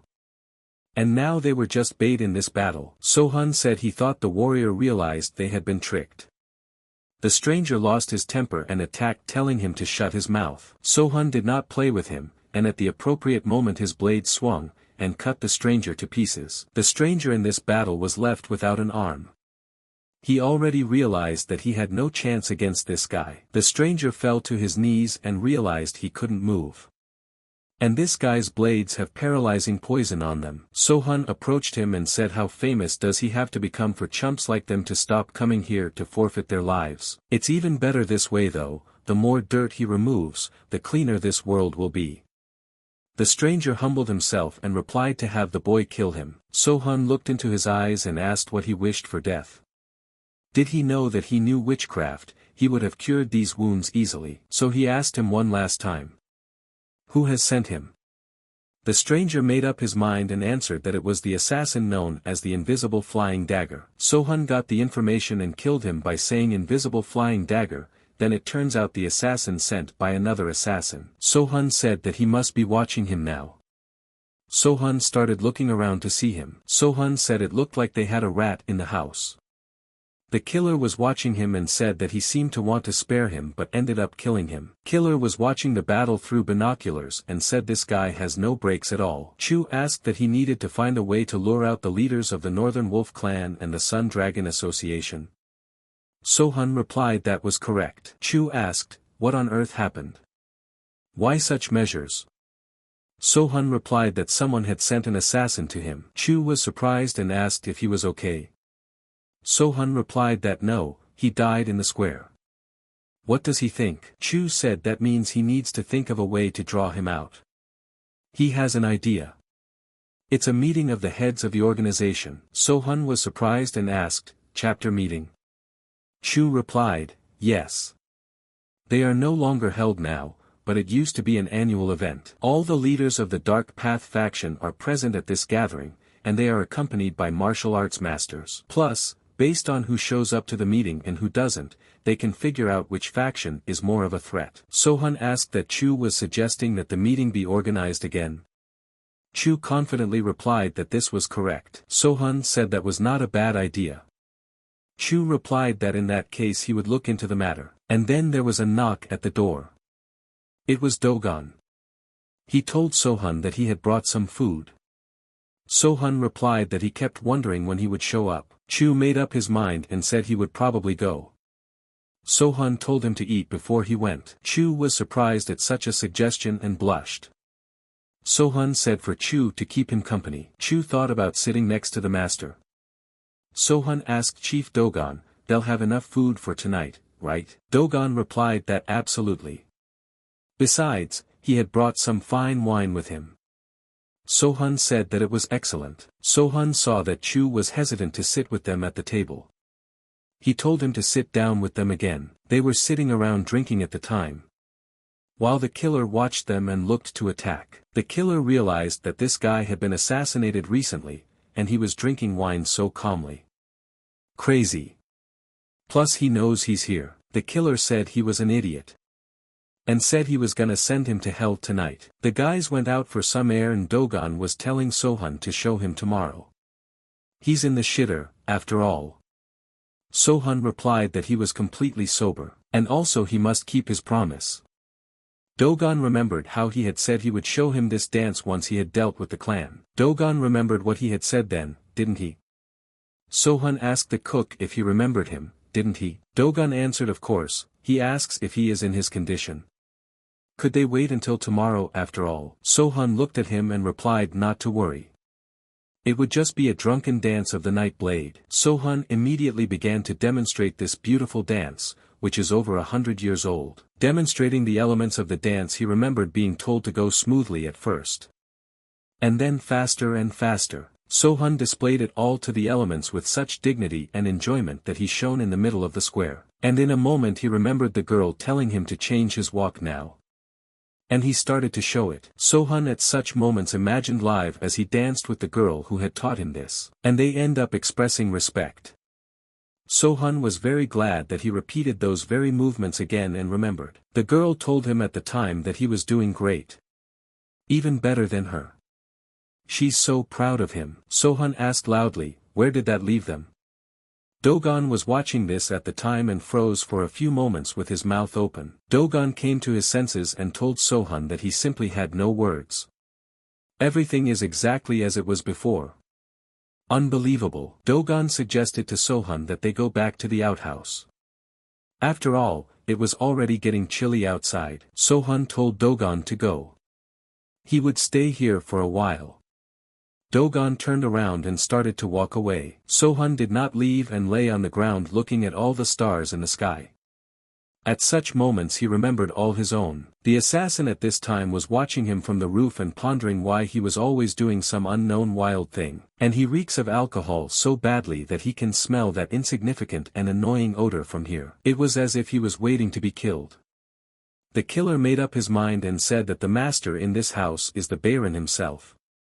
His throwing knives must be a lot faster than that stupid drunk. The assassin decided that this time he would have to act on his own, and released his knives in midair. Dropping to the ground, the killer saw that his knives had hit the empty space where the guy himself lay. The guy looked at Sohan and saw that he had dodged. At that time Sohan was already in the air and watching him. The guy saw him and called him a fool. He decided to hide in the air, didn't he? And at that moment, he let his weapon out. This weapon was like a snake releasing poison. As he attacked, he shouted that he was definitely finished now. The guy decided to launch a flying blade hail attack. Sohan was looking at him at this time and didn't move. Sohan used his fan given by his teacher at the last moment. And attacked with the Immortal's wind flash attack. This guy's needles the moment he touched Sohan all fell to the ground, for he was much stronger. The guy was very much surprised. How did this guy actually do such a miracle? Sohan stooped down and looked closely at him. The guy had a last-minute thought, what's wrong with this guy? Turns out he's pretty damn strong. The guy thought he knew at least roughly how strong Sohan was. Apparently he was wrong. Sohan closed his fans and asked, so he's the customer? A bloody rat sent after him. The guy didn't accept such disrespect, and because of all his speed, he swooped down on Sohan to attack. Sohan had seen it all coming, and was able to dodge her, something the guy didn't even expect to happen. The guy didn't stop there, and began to launch more attacks. Sohan one fan defended himself and didn't bother. Guy understood and saw that the difference between their internal energies was too great. Every parry he makes Sohag's body shudder. Sohag, however, is only defending himself for now, but he realized that if he stopped now, death would surely await him, which he would not be able to dodge. The guy had already started spitting blood and was saying he had to kill him, by all means. Sohan had no trouble dodging his attacks. He just used his fan to deflect all his attacks. From such a powerful energy, the wind rose very much. Sohan's cloak was rising, for he was just fighting at 50%. Sohan said that apparently that was all he could do. The boy was taken aback by such words and asked what. Sohan didn't drag this out and started attacking. He immediately turned this guy upside down with several attacks. The guy slammed into the wall and realized he was no match for him and got even angrier. While Sohun was just barking at him, the boy now felt and realized that Sohun was just playing with him. Sohun immediately opened his fan and started waving. Sohun turned to him and asked if that was all he had to show for it. The boy realized that he was incredibly strong. And running away now wouldn't work for him either. The boy made up his mind and said that if Sohun would spare him, he would help him. Sohun smiled and replied that it was too late. The guy asked him, then why didn't he kill him from the beginning? Sohun replied because he had a question for him. The guy realized in a moment that Sohun was curious about the details of the customer. He immediately dropped his sword and fell to his knees, saying that he would do whatever Sohun wanted. The boy said that if Sohun wanted him to be a dog, let him just say so. Sohun replied that he did not want a dog. The guy saw Sohun heading towards him and started shouting that the head of the Sun Dragon clan had sent him. He paid him 10,000 niang, and if he had wounded him, he would have paid another 5,000 on top. And finally, another 10,000 if he killed him. Sohun looked at him and said he understood, the head of the Sun Dragon clan.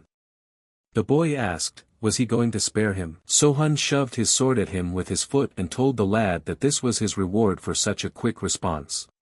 He would reward him with a painless death. Sohun only looked at his eyes and told him to die. Slowly that guy's eyes started to turn red. And finally the guy took his sword and stabbed himself. The boy decided to ask one last time, what was the name of the new ruler of the clan? The head replied that his name was Jin Sohun. That same day, the clan head to find out that the killer Scarlet Squad lost the battle. Ji replied that it was correct and he had already returned their payment. And they also said that Jin Sohun doesn't care about beauties at all. Besides, he ordered the flying dagger to be killed. Lim asked, is the dagger dead? Ji replied that the dancing sword school immediately buried the body. When the Scarlet Squad did the exhumation, they found the dagger's corpse. While examining the body, there was one oddity. He must have committed suicide. Lim was surprised and asked, suicide? Ji means he drank poison. Ji answered no, it seems he killed himself with his own sword. That's different from committing suicide to keep a secret. It's more like he was forced to commit suicide. Ji told Lim to call the head of the criminal organizations. Fortunately, so far, Jin Sohun has not contacted them. He suggests that they team up with the other leaders and get rid of Sohun. Lim thought for a moment and replied that they would do so. Lim ordered Ji to get everything ready for the meeting. Just then, the girl who was behind him came to him. Lim asked Mio that she said she knew the girl from the dancing sword school. Mio sighed and replied to Lim to ignore it. Did he forget that the great demoness had taken her as her apprentice? And then Lim hesitated and asked, is she a disciple of a great demoness? Even if she once belonged to the school of the dancing sword, unlikely to be taken from the hands of the great demoness. But it can't be left askew like that. Sohun received a letter that the head of the Sun Dragon, Lim Hasten, had sent him an invitation to the leaders' meeting. Chu asked, the meeting? Sohun replied yes, it will be held at the Crescent Moon Sword Dancing School. Each organization is allowed to bring up to 10 people. Chu asked, will it go through here? He doesn't know what they're up to, but you have to be prepared for anything. Sohun said that the head who held the first meeting died, right? Chu replied, yes. Sohun asked, then why are these meetings still being held? Chu replied that the thing is that the factions of the Dark Path are always competing with each other. They would rather die than give in to someone. Sohun said that's why most heretics die before they turn 30. Chu thought for a moment and said that he didn't think he should give such a speech. It would be very unreasonable. Sohun asked Chu what he would do if he met an opponent he couldn't handle. Chu replied that he didn't know. Would he try to fight him? Sohun replied no. He should run without looking back. Become stronger and only then fight. Chu asked, what if he can't run away? Sohun replied that then he should bat. If that happens, he needs to forget about the difference between the strength of their energies and combat skills. Let him fight with the sole purpose of tearing his opponent to pieces with his bare hands. And then Chu thought hard. Chu said he would remember his words. For the evening Sohun arranged a meeting and coming out to them asked, "Is everyone here?" His men replied that everything was in place. And then Sohun began to analyze them and saw that their gazes were full of determination. Sohun said he got them together to have a few drinks. And he thought they all deserved it. Especially after their training. And then Sohun poured a drink for everyone that even the warriors grew determined and told everyone to raise their bowls. Pouring Sohun said that as they all know, tomorrow is the gathering of the leaders. All the elite of the dark path will be here. And they're not coming here to negotiate. And there are only 6 of them. All the warriors immediately thought about his words. Sohun said that he could see that they were all excited. At the leaders' meeting, strangely enough, the head of the organization would be present, so it didn't matter how many warriors came with them. Sohun raised his glass and told them to just try not to die. Everyone at that moment blushed at his words. Sohun said that then he in turn would take care of the rest. All the warriors rejoiced and said that they would fight to the last man. The next day, all the clans gathered at the pavilion and molested with their warriors and clan flags. They are joined by the alliance of the Sun Dragon Limb Wolf Swordsman of the North Wind. The clan of the 5 Poisons. Clan of the Dark Spirit. The Eagle Clan. Lim said that it seems everyone is gathered, well, it's time to go. Lim said that as they had agreed, only 10 people from each organization could go inside, the rest would have to wait here. Lim asked, "Everything is fine, right?" The man from the other clan replied that everything was fine. Lim turned to the head of the 5 Poisons and said that he was asking him to guide them in. The head immediately headed for the entrance. Opening the doors, Chu waited for them and said that he welcomed them gentlemen. He is the captain of the Phantom Squad of the Crescent Moon Dancing Sword School. Chu introduced himself and said that the meeting would be held on the 2nd floor. Everything is already prepared. A room for 6 people is waiting for them. The clan heads immediately realized that they wanted them to leave their entourage downstairs. Chu said he would lead them there. Let the rest of them wait here. As they went up to the 2nd floor, they were surprised that all the seats were empty, and the head of the dancing sword himself was not waiting for them. The clan leaders saw that he wasn't here. They thought he would wait for them here and introduce himself to everyone. Chu says he is asking them to take their seats. And he will bring the master to them. Lim thought that this captain was just now going to call him out. He decided to show up last. I guess he's trying to make an impression. Lim got very angry and realized that this ringleader had surpassed them. The Poison clan laughed and said how interesting. And suggested that everyone sit down to start. And then Sohun came down and said that he thanked them all for coming. The heads immediately turned around and thought, is this really Jin Sohun? He is younger than they thought. The head said his name was Sohun. Lim thought, how dare this little guy speak to them as an equal. They all looked around at each other. And then the head of Poison told Sohun that he had killed the leader of the Western Dark Road and taken his place. Let him accept congratulations. Sohun replied that he was not proud of it. The head of the Poison said that, however, he had appropriated all the lands of the previous master. Sohun said he did. The head of the Poison asked him in surprise, does he really believe it? The head of Venom told Sohun if he wanted to take control of this land, he needed to be strong enough to rule it. But as far as he knew, he had dissolved the Blood Whirlwind clan. Sohun replied that that was correct. And the supply of Nepenthe, which was run by the Whirlwind clan, has now been suspended. The 5 Poisons clan was the biggest customer. It's not good, they've lost their supplier. Plus the Blood Vortex bought poisons from them from time to time. Again, not good. They lost a customer. Immediately, Sohun remembered the former head of the Vortex saying that they had bought the poisons. And now Sohun realized who had sold them the antidote. The head of Venom told them to listen. Their organizations were often in competition with each other. However, they must now unite into a single society for the common good. That's why they're here. That's what he's getting at, Mr. Sohun. The Nepenthe market is empty, and his organization can take advantage of it.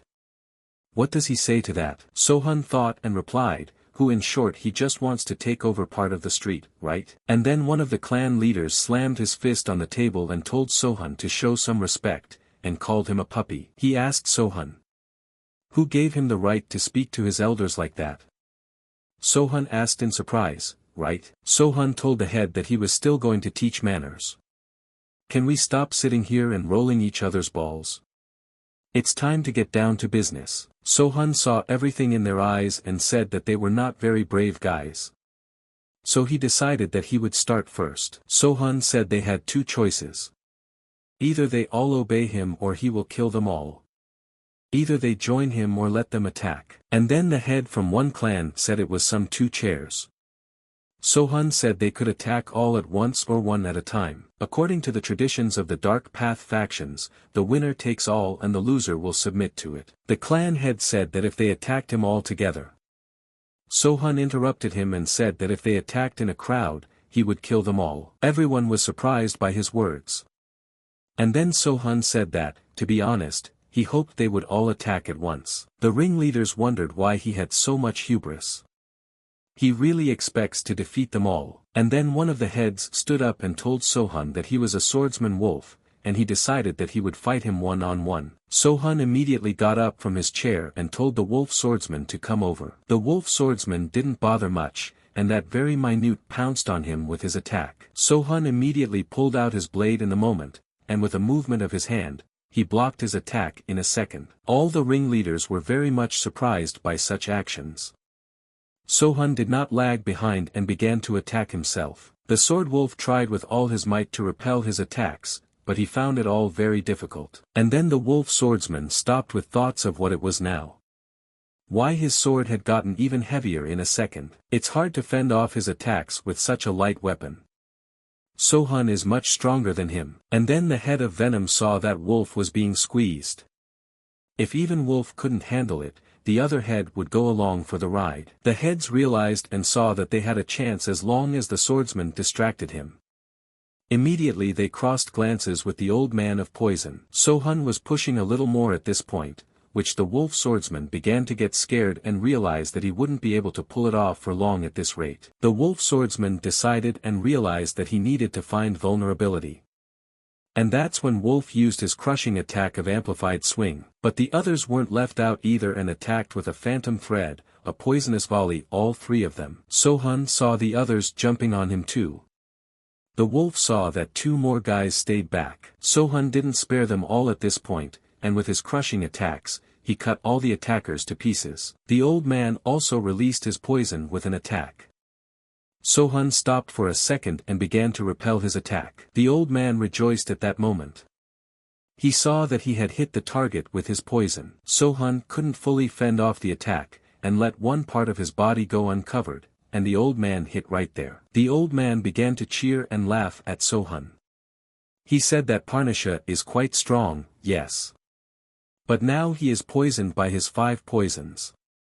And in that case, he won't last long. Sohun got angry and turned to the other 2 and asked, was he still undecided? The 2 clan leaders were frightened by his question and remained silent. The moment Sohun turned into a monster and started charging at everyone. And then the heads realized that Sohun was testing them to see how they would behave. And then one of the heads fell to his knees. He said that the Eagle clan swore allegiance to him, the head of the Crescent Moon Dancing Sword School. And then Lim also fell to his knees and said that the alliance of the Sun Dragon was at his service and obedience. And they apologized to him for hiring assassins to kill him. And they will accept whatever punishment he gives them. The wolf swordsman said the same thing, that since he had lost, he would serve him like everyone else who knelt. The old man went mad and asked the other heads what they were doing. He is poisoned by his poisons. Sohun turned to the Sun Dragon Alliance, the Eagle clan, the Wolf Swordsman of the North Wind and ordered that they kill the head of the 5 Poison clan. The head of the 5 Poisons clan said that his potions must have clouded his judgment. They won't take orders from a dying man. And then the clan head said that they would do everything according to his order. The head of Poison was surprised and out of surprise asked, what? They all surrounded the old man together. While the Poison head shouted that they had gotten a grip. After all, the guy was going to die soon. The heads also pulled out their blades and were on their way to kill the head of the Poisons.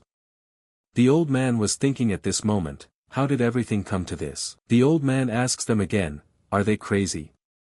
He was sent 5 poisons and would soon die without an antidote. And then Lee realized that it was possible.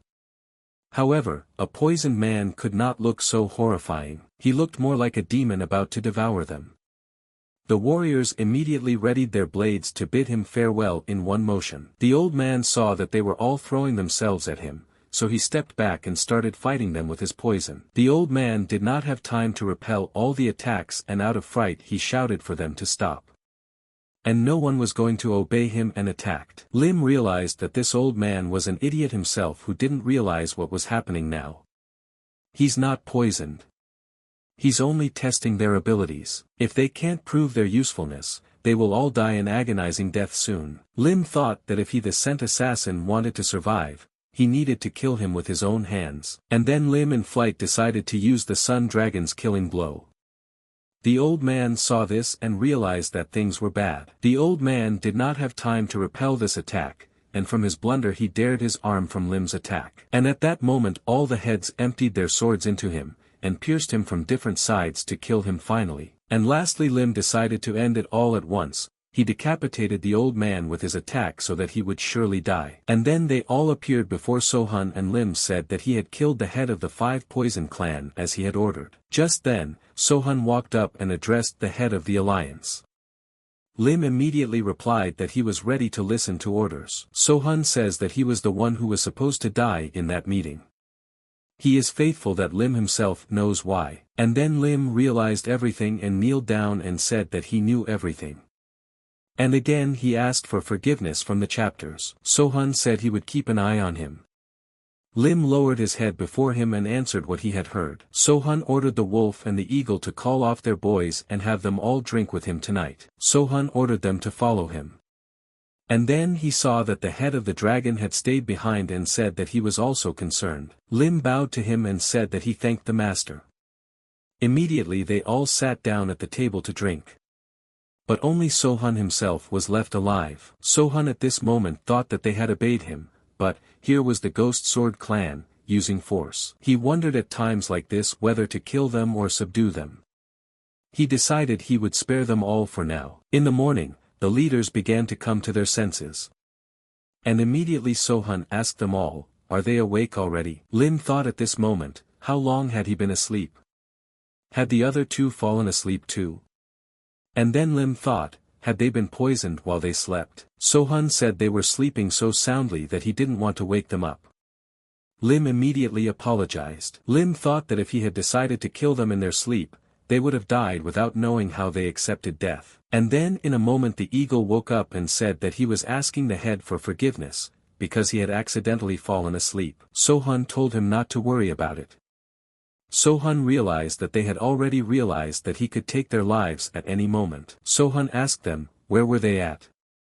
Sun Dragon, didn't he have something to tell him? Lim replied that he remembered and was going to say about the survivor of the Crescent Moon Sword School. Sohun asked, a survivor of the Dancing Sword School? Lim answered yes.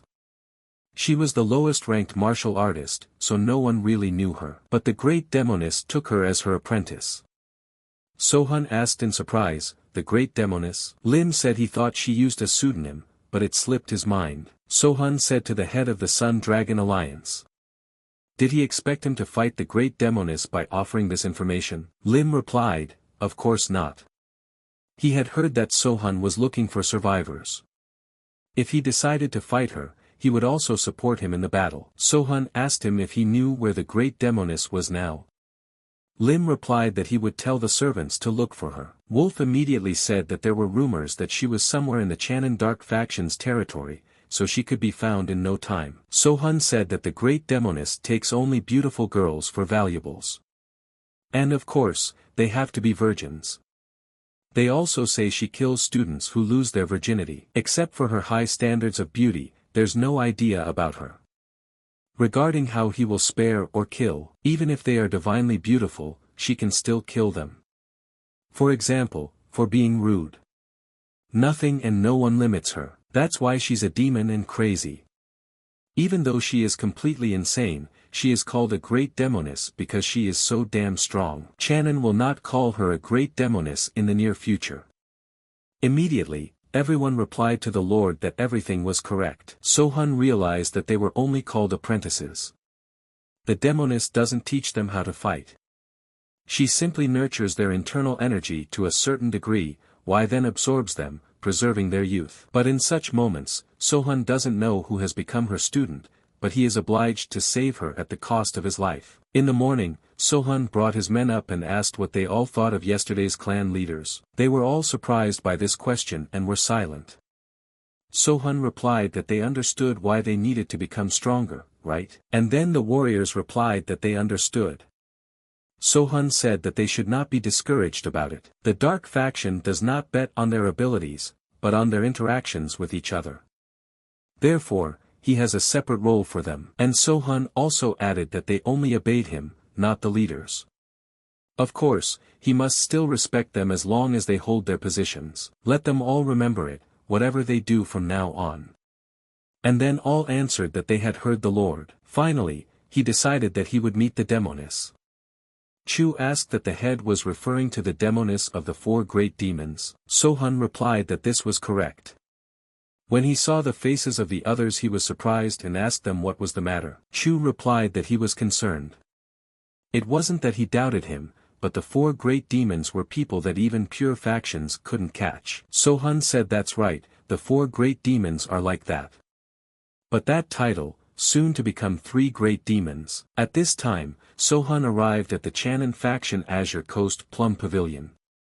Sohun sat at the feast and drank. In a moment, he recalled Chu's words, saying that the great demoness had been seen in the territory of the Channon Neo-Orthodox faction. That's what the message from the head of the Sun Dragon said. Sohun had been here for a month and still couldn't find her. I wonder who she's taking as an apprentice. Based on what his teacher told him, the great demoness absorbs the life energy of her female students to prolong their youth and become stronger, and so he needs to save them as soon as possible. And then a girl came up to him and asked him what he was doing, and alone. The girl asked him if he would like to have a drink with her. Sohun didn't turn around and told her to get lost. And then the girl was surprised and apologized, asking him again. Sohun replied that she should get out of here. The girl took offense and started walking away, saying that he was rude. Sohun at this point was saying that he was pissed off. And then the girl turned to her older sister and said that he had rejected another girl.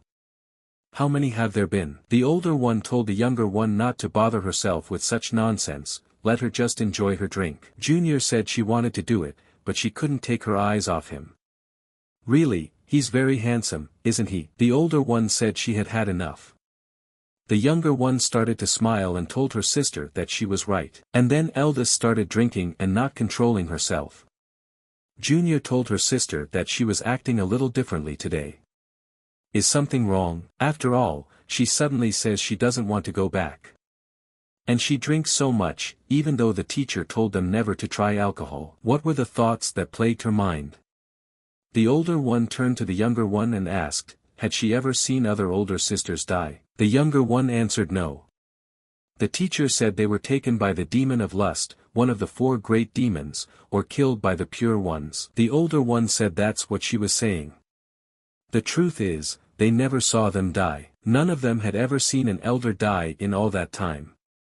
Maybe they were killed by the teacher herself. And then the older sister came up to them and said that's where they are. And the younger sister told her to see who it was. The elder said, isn't this the second apprentice of their master? And then the girl said, showing her respect. She said her older sister's teacher was looking for her.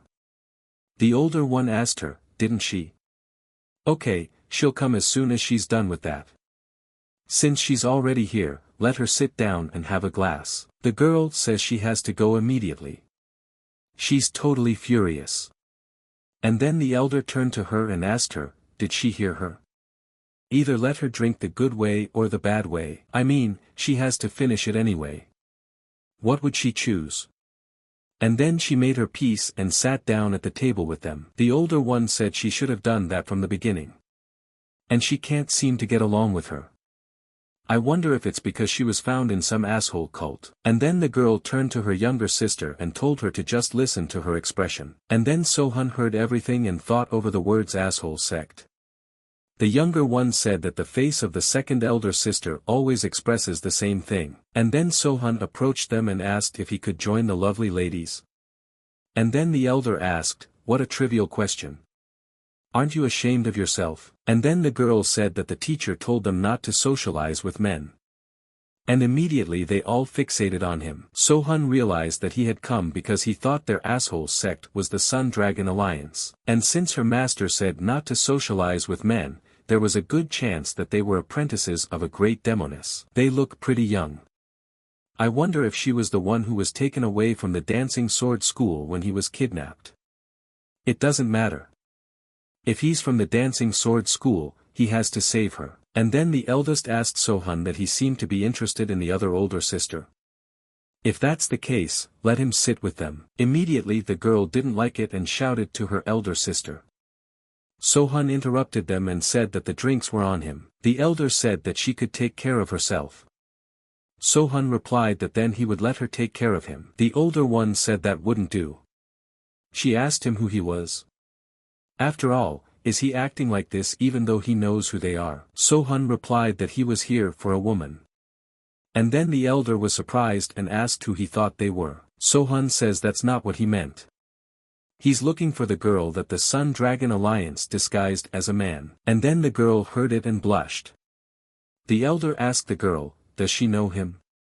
And then Sohan realized that he was right about her. Sohan said he's from the Crescent Moon Sword Dancing School. His name is Sasonii. I wonder if she remembers his name. At that moment, the girl was very much surprised and asked, Sasonia? She couldn't believe it was Sasonia. Sohan replied that that was right, his name was Sasonia. What is her name? And then the girl answered that her name was Dam Wool. Sohan asked surprised, Dam Wool. Dam said, she came to the dancing sword schools after he disappeared. Si Wool, who took care of her, often talked about him. He always remembered him and said he wanted to see him. Sohan asked Dam, he cared for her too, right? In that case she is his friend. Dam was surprised and thought, what friend? They had just met. Dame lowered her head and realized that he was indeed as she had been described to him at school. She cried and thanked him for calling her his friend. And then the girls were both surprised.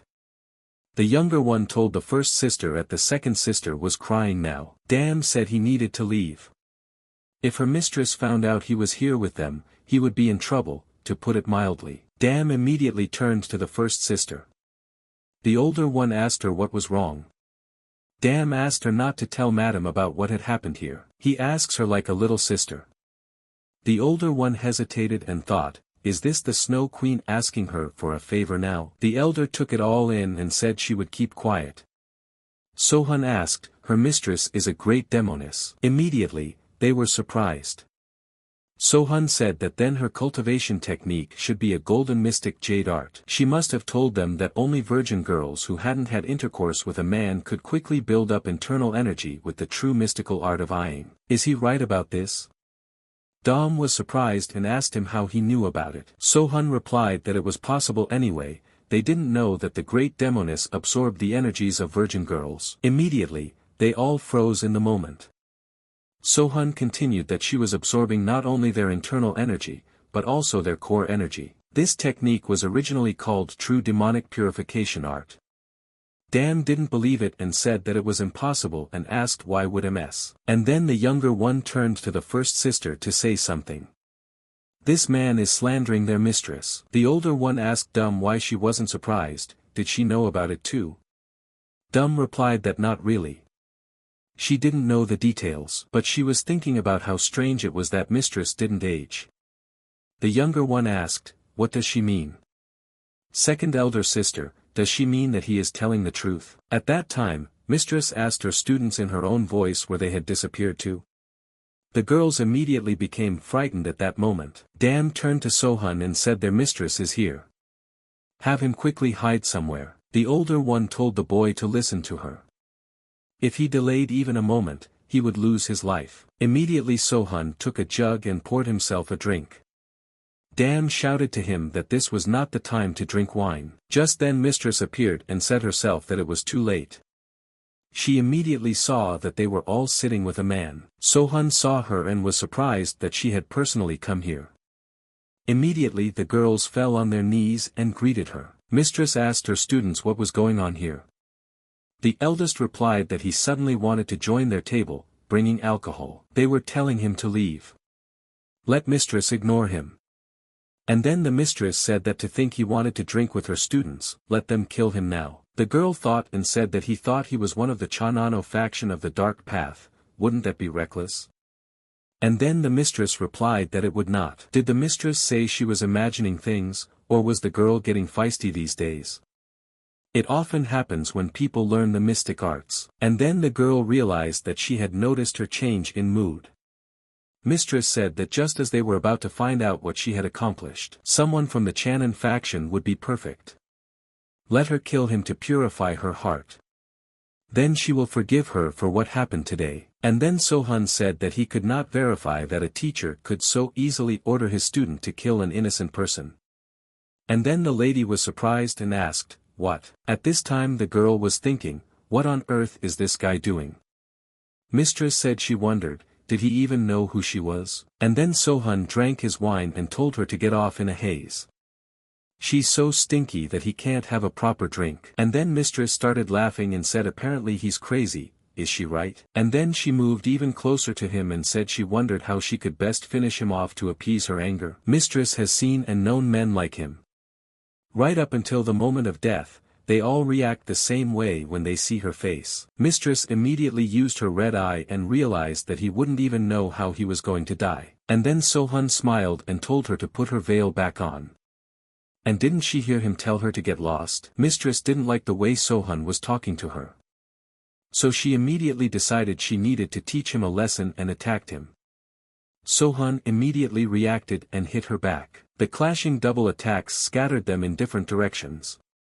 But the mistress immediately attacked him again. Sohun had anticipated all this and dodged her attack. Everyone was surprised and mistress also said that it was not bad. She asked him why he had gotten close to her students. Where did he come to them from? Sohun answered nothing and with his blades decided to attack. The mistress saw his weapon surprised and realized that they were moon blades. Is he really a disciple of the poison demon? The girls immediately heard that he was a poison demon, one of the 4 demons just like their mistress. Dam was very much in thought at this moment, for she had heard that he was a disciple of the poison demon. The lady said she wondered where the old man had gone.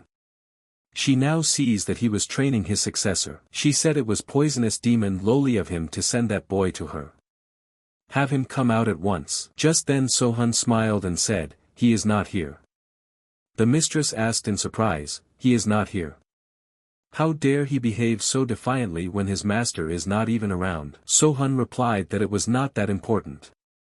After all, he did not need his teacher to straighten her out. Mistress immediately became enraged and shouted that he was an insolent creature as he attacked. She decided not to walk and unleashed her snake into the battle. Sohun was fast enough to dodge her attack, and immediately lowered himself to the ground to look at her again. At this moment, mistress thought that the boy's teacher could be hiding anywhere. After all, if she cornered the little rat, he would show up. Immediately the mistress used her snake and said that now they would see how long he would last. Sohun didn't wait for her attack and decided to attack first. Mistress saw that he was trying to shorten the distance to make it harder for her to use the whip. It won't work. Launching an attack, her whip grazed Sohun's face, which he even felt, but he didn't slow down and brought the attack to an end. Sohun was so angry with her that he was ready to devour her completely, not even leaving a piece of her bone. Madam kept saying what a fool one had to be to attack so recklessly. And then she thought, the kid might be a poison demon's apprentice, but he was still a kid. Mistress immediately turned around and released her whip into the attack again. But with an even greater speed of attack. Sohun saw the attack coming at him from behind, he immediately dodged in the moment, and decided to retaliate. But the whip still grazed his shoulder to the point of bleeding, but mistress didn't relent and kept cinching him with her rope. With each of her attacks, Sohun received wounds all over his body. But he wasn't ready to give up, so he decided to fight to the end. The lady saw that this guy continues to attack mindlessly. Apparently, he wants to shorten the distance and use poison. Mistress, realizing his plan, said, "No way." And then she struck a straight blow with her whip. Mistress said he still seems to have enough strength to stand on his feet. Not a bad kid, really. And then Sohun realized that this was the power of demons. Not only does it prevent them from getting closer, but it also prevents them from using poisons. Sohun smiled and said that it was fun, though. The lady saw his face and wondered why he was smiling. Looks like he's crazy. Just like a mentally ill old man. In that case, she would no longer hold back. Sohun stood still at the moment of the attack, and with his blades began to repel her many attacking attacks. Sohun didn't give up and kept repelling her attacks to wait for the only moment to deliver a crushing blow. Mistress saw another way out, and with her whip she removed the beam so that the house came down on the lad. But Sohun saw it at once. And then everything collapsed and the girls were frightened very much, realizing that Sasonia had lost in this battle. Everything was falling on him. Mistress said that it seems the poison demon had put a lot of effort into his training, but apparently all for nothing. Immediately, an attack came out of the smoke and was directed at the mistress. She immediately saw that it was poisonous energy. Mistress set up her whip to repel the attack and thought that could it really be that he had such powerful poison energy under his control. Sohun emerged from the smoke as a glowing man, which even made the mistress' eyes rise to her forehead. Sohun immediately did not relax and pounced on her. The mistress was surprised to see Sohun approaching her. Sohun immediately used a crushing wave of his blades. Mistress was ready for this attack and immediately counterattacked with a tornado sweep. And connected with a spinning whip. Mistress was sure that her attack would protect her. But Sohun used all his power, and cut her whip into pieces. At that moment, the mistress managed to move aside, and the attack hit the building behind her. Mistress said that he was hiding all of his true strength. Sohun at this moment smiled with a caustic laugh and headed out to attack. Sohun ran toward her so fast that Mistress couldn't track his speed. But she used her whip for backup. Sohun didn't care anymore, he was ready to go through the whip with such speed that it wouldn't hit him. Mistress was surprised and said that the guy was fast. At this point she lost her temper and attacked him, which caused an explosion. The mistress flew upward and hoped he was dead. But Sohun defended himself and stood inside the smoke like a hero. But blood kept dripping from his all the time, but that didn't stop him. Sohun told Demonis that he would present her sinful body as a gift to his teacher for experimentation. Mistress immediately realized that he wished to make her a lab rat of a poison demon. Why he's so sure of himself, being wounded. I wonder if she's already been poisoned. But she can't be. She definitely blocked the poison with the whip. Mistress immediately released her whip and told him to shut up. Sohun immediately set up his blade. The mistress saw that she had grabbed his weapon and immediately pulled it towards her. Sohun did not let go of his weapon, and flew after her. Mistress said she would tear him to pieces. Sohun immediately used his blade in the moment and pointed it at her. And then the mistress was surprised that he let go of his blade. But at that moment Sohun attacked from the other side while she was fixated on the other. Sohun saw that she would have time to use her whip and used a technique to turn around from the attacks and at the last moment grabbed her by the throat and lifted her into the air. Sohun at that moment began to shine like garlands and said that she was caught.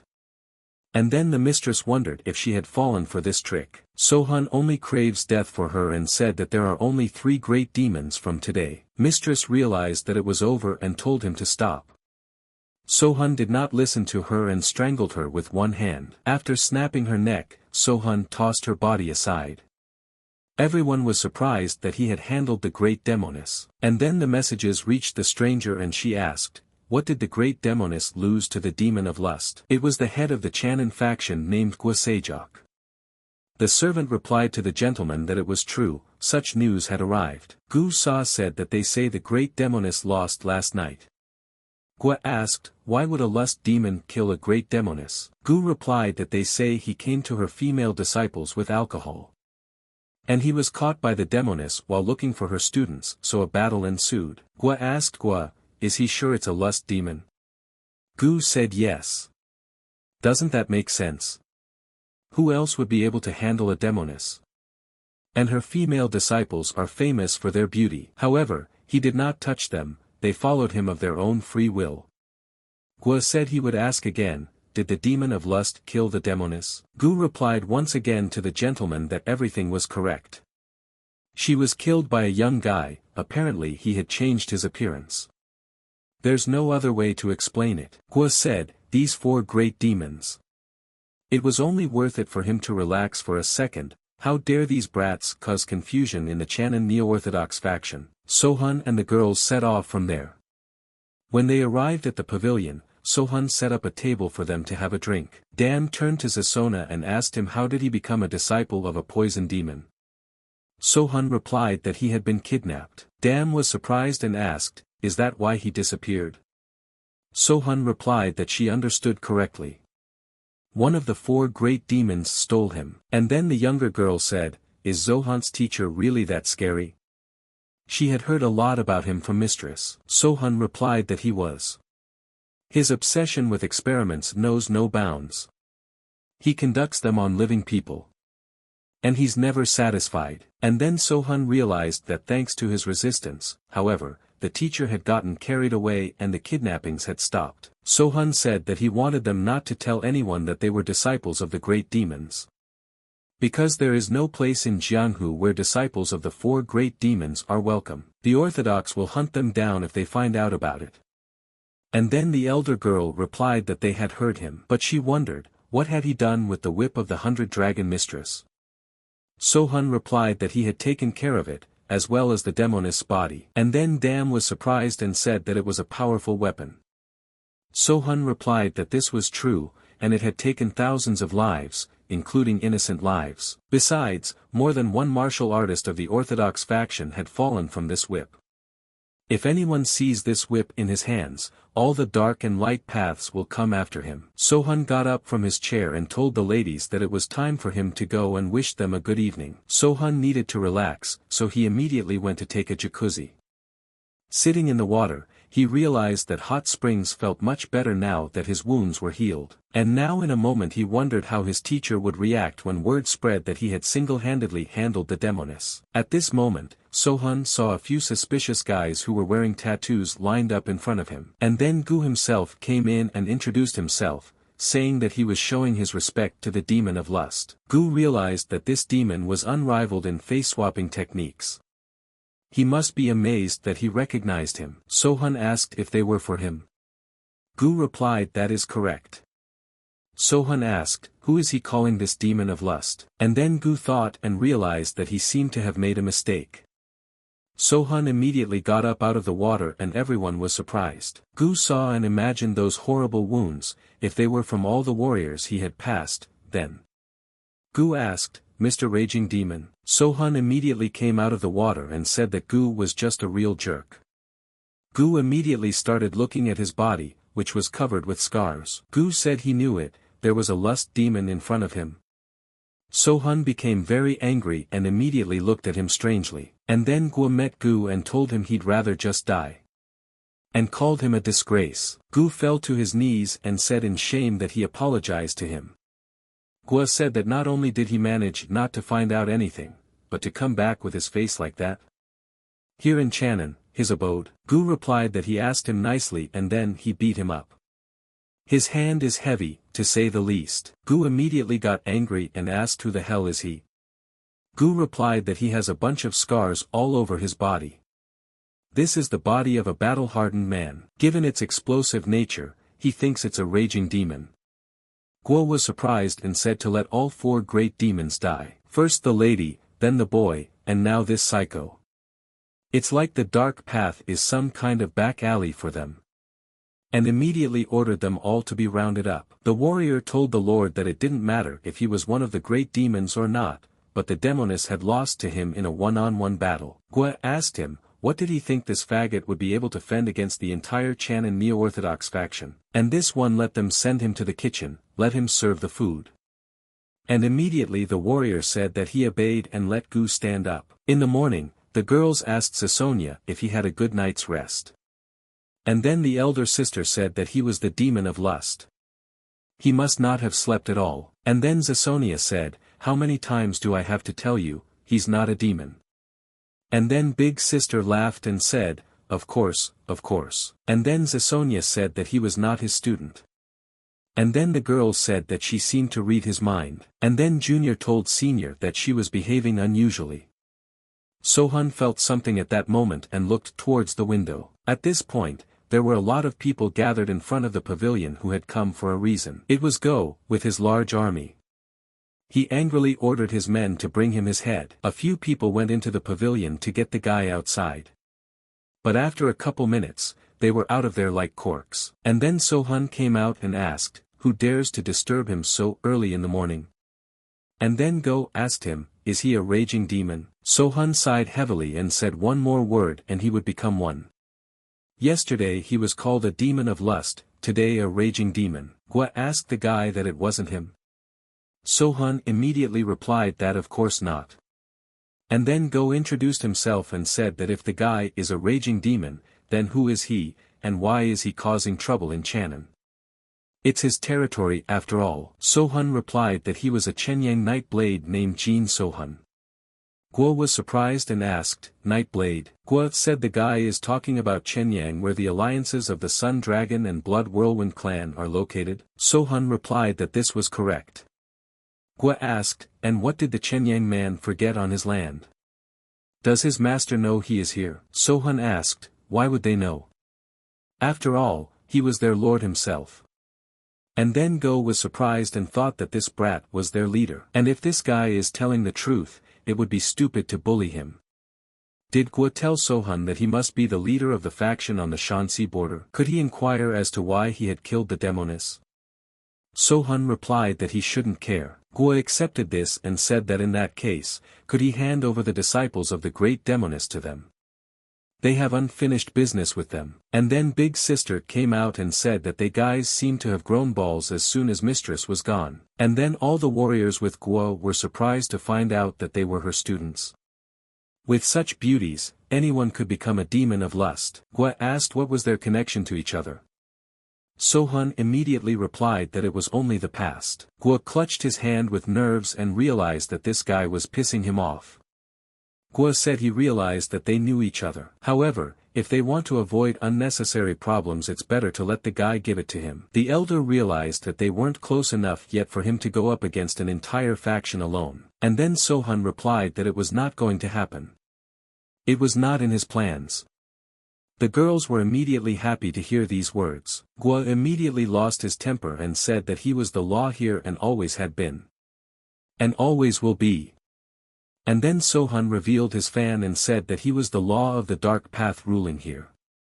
That's how it was before and that's how it will be after. Immediately all the warriors were surprised at this answer of the lad. Sohun asked Damn how strong are they?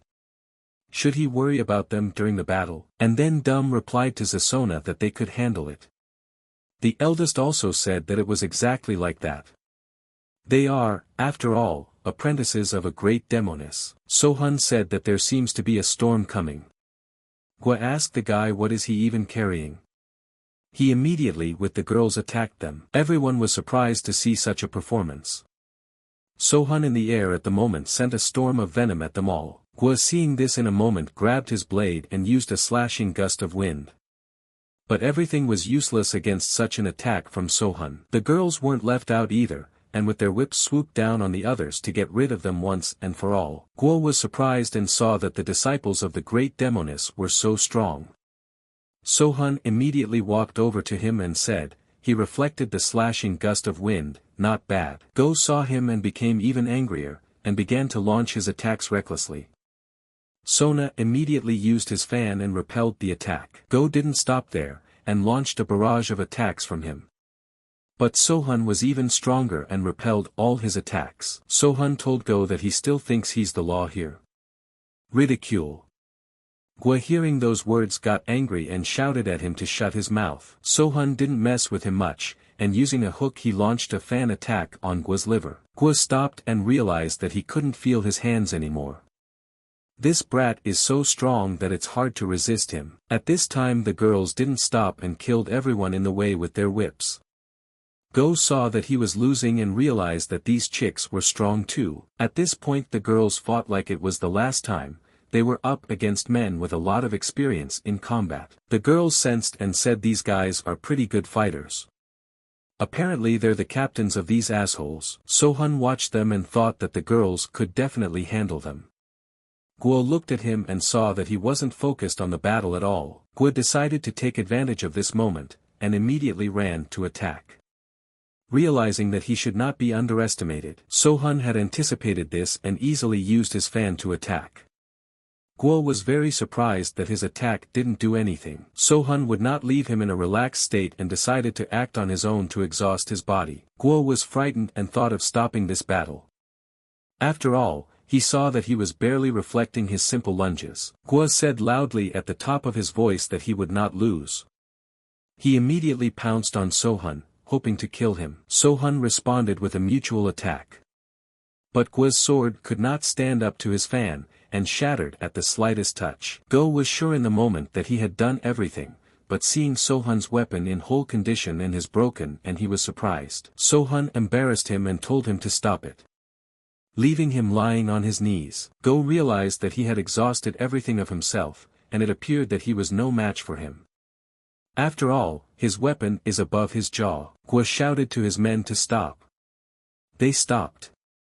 And then the warriors turned around and saw that their leader had lost. The warriors turned to the Lord. Guo became angry and immediately shouted for them to lay down their weapons. The warriors obeyed him and immediately stopped.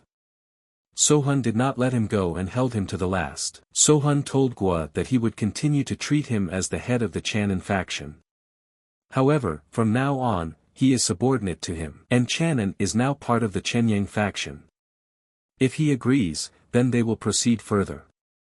And he can still choose an outright death. Guo accepted his defeat with dignity and said that he would serve Sohun. Sohun immediately ordered him to withdraw his men, and have him along with the captains waiting for him at the inn. Guo was surprised and thought, is that all?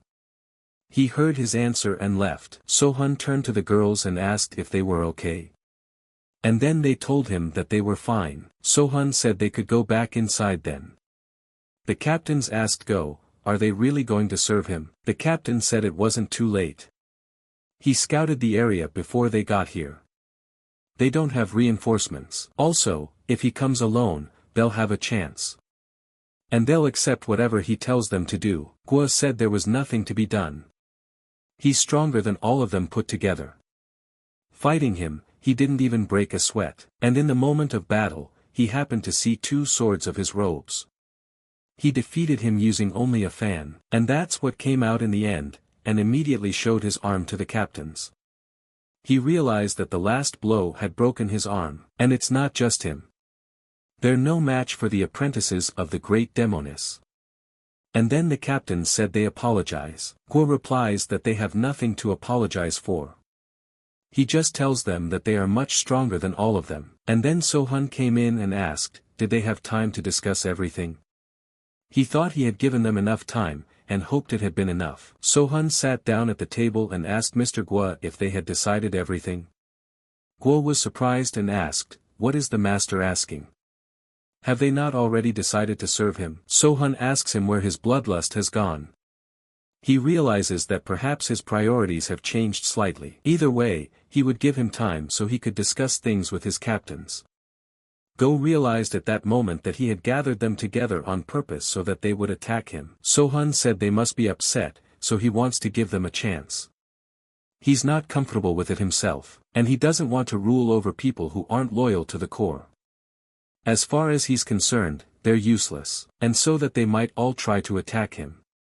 Let them dare and be brave. Take up their swords and come back. He will wait for them all here. But let them keep in mind the fact that they are still breathing only because he decided to spare their lives.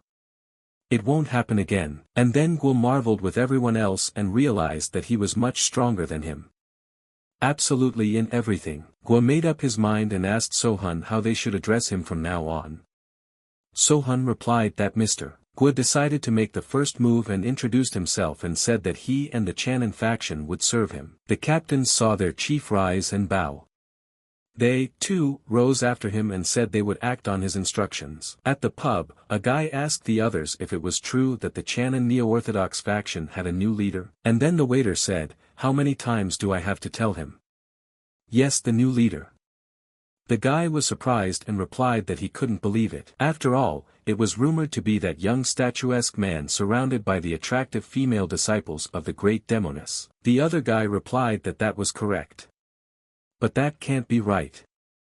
Is he saying that the kid did it, killed the great demoness and subjugated the faction?" The waiter said that was correct and because he had seen it with his own eyes. The guy asked him, did he see it with his own eyes? And then Gu Sa's servant Gu's right hand replied that it was correct. He had seen Mr. Jin Sohun in person. The guys were surprised and asked if he was serious.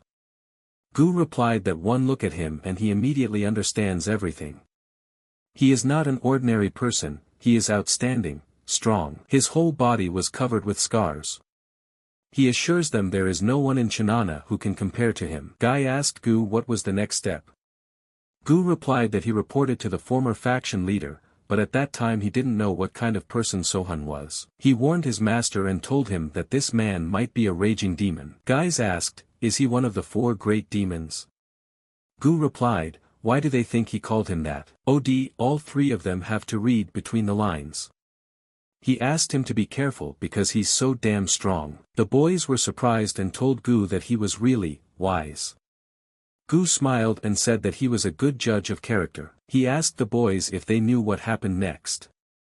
The head did not listen to him and went in search of him and after mobilizing their warriors. And do they know how it ended?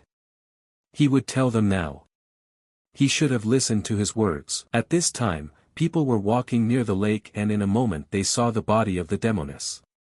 The guy asked his friend, is she still warm? The guy said who would have thought she would die like that? The friend also said that he would never have thought that a great demoness could lose. The boy replied that the upside was that the master would have a good time. He had heard that the apprentices of the great demoness were virgins. Her students are not easy girls. Not everyone dares to approach them. A friend asked if he thought they had a chance. She has 3 students. The fellow answered him not to speak such heresy in the presence of the master. The friend said that he thought he was the only one here. Then a voice from him asked the guys, did they find her? The guys immediately kneeled down and said yes. At this time, a stranger approached them with great speed and immediately approached the demoness body. The stranger smiled looking at the demoness case. He said it was very far-fetched that they were meeting under such circumstances. The boys told Lord that apparently her neck was broken as he grabbed her with his left hand. The Lord asked what weapon was used by the man who killed her.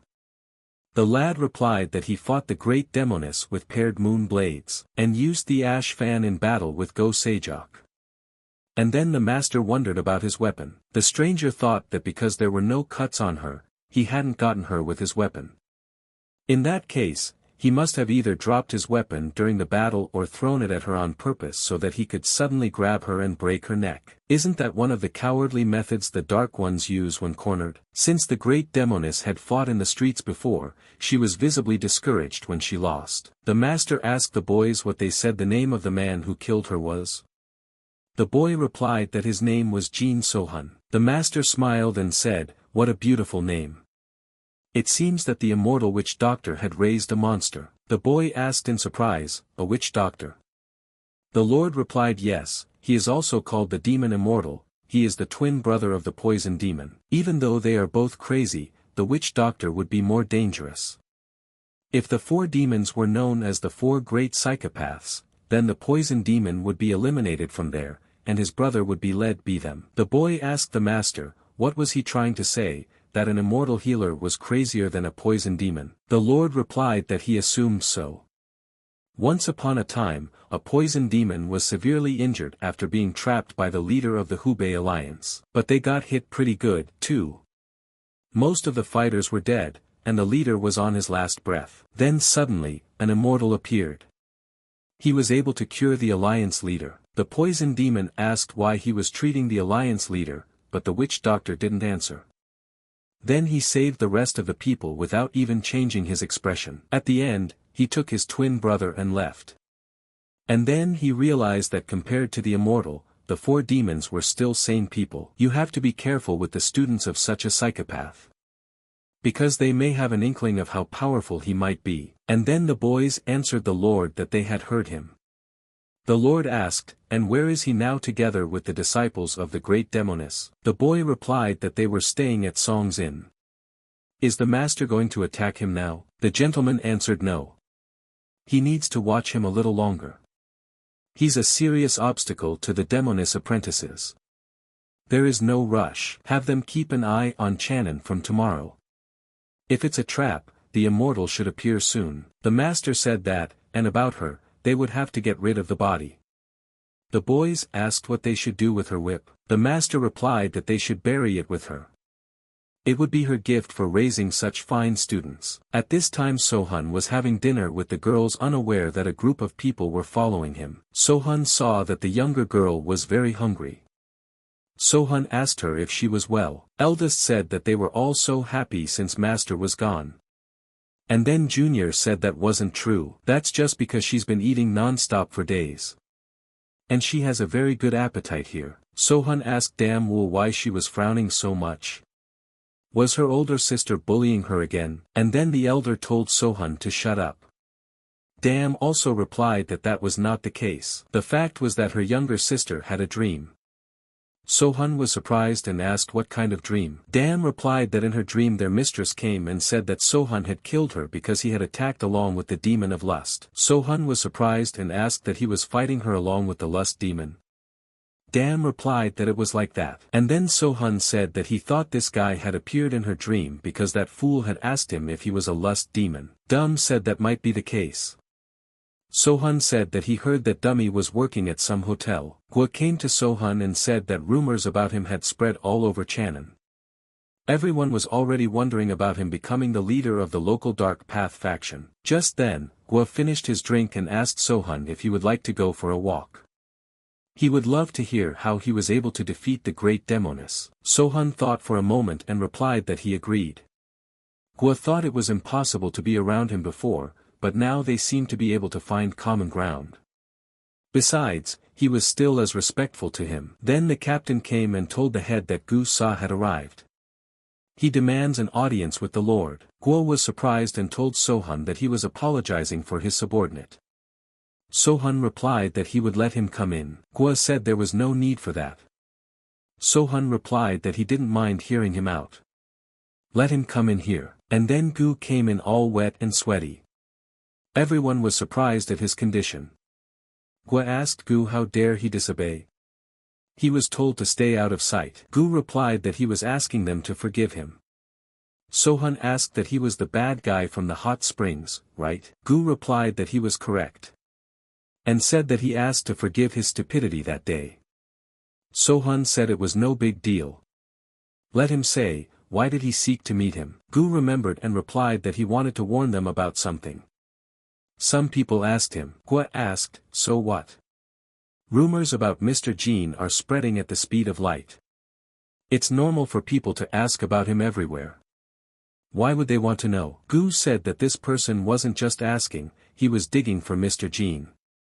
From the looks of it, it was a young guy who was diligently trying to find information about him. He was also looking for information about the great demoness apprentices. The other day, this guy came into their tavern and started asking about him. He also said that Sohun was accompanied by 3 girls who didn't know the man. And that they were too greedy. Gu said that he tried to follow him, but he disappeared from sight momentarily.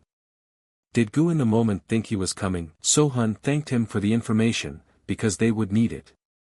Sohun asked him if he was Gu Sa, right? Gu bowed his head and replied that everything was correct.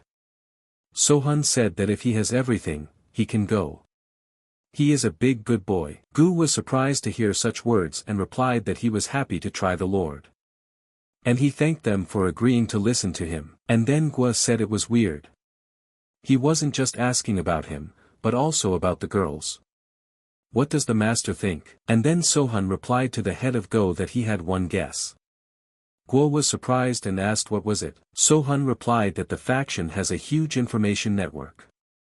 They know 2 things about him, the first is that he wants virgin demoness apprentices. The second, he is not afraid of the Channon faction because he can hide at any time. Gwa asked Sohun if he knew who it might be. Sohun immediately replied that he was. Go was curious and asked who he was. Sohun replied that he was a demon of lust. Guo was surprised and said Sohun means that the lust demon is here in Channon. Sohun replied that yes, and that guy in the tavern is probably his apprentice. Either way, if they don't prepare, they'll be in trouble. Not only is he strong, but he's damn fast. So he can escape at any time. Gua asked, can a martial artist escape? Sohun replied that was correct. He doesn't care about pride when it comes to survival. He can run away as soon as he smells trouble, then attack again the next day. And then Guo wondered if they would be able to catch him. Sohun told the head that no one had been able to catch him before. Respected schools, Jianghu mercenaries, alliances, no one was able to catch him. In Jianghu, a lot of people called themselves the demon of lust, but none of them can match his skill. And now it's time to try and catch the bastard. He will personally kill the bastard. Gu at this time joyfully ran to his tavern. After all, Mr. Sohun was happy to see him and thanked him. Sohun and Guo went out for a walk in the evening. People all stared at him intently and said hello. And then the girl asked the gentleman, is he leaving already? Sohun was surprised and replied, yes. The girl told him if he could stay a little longer.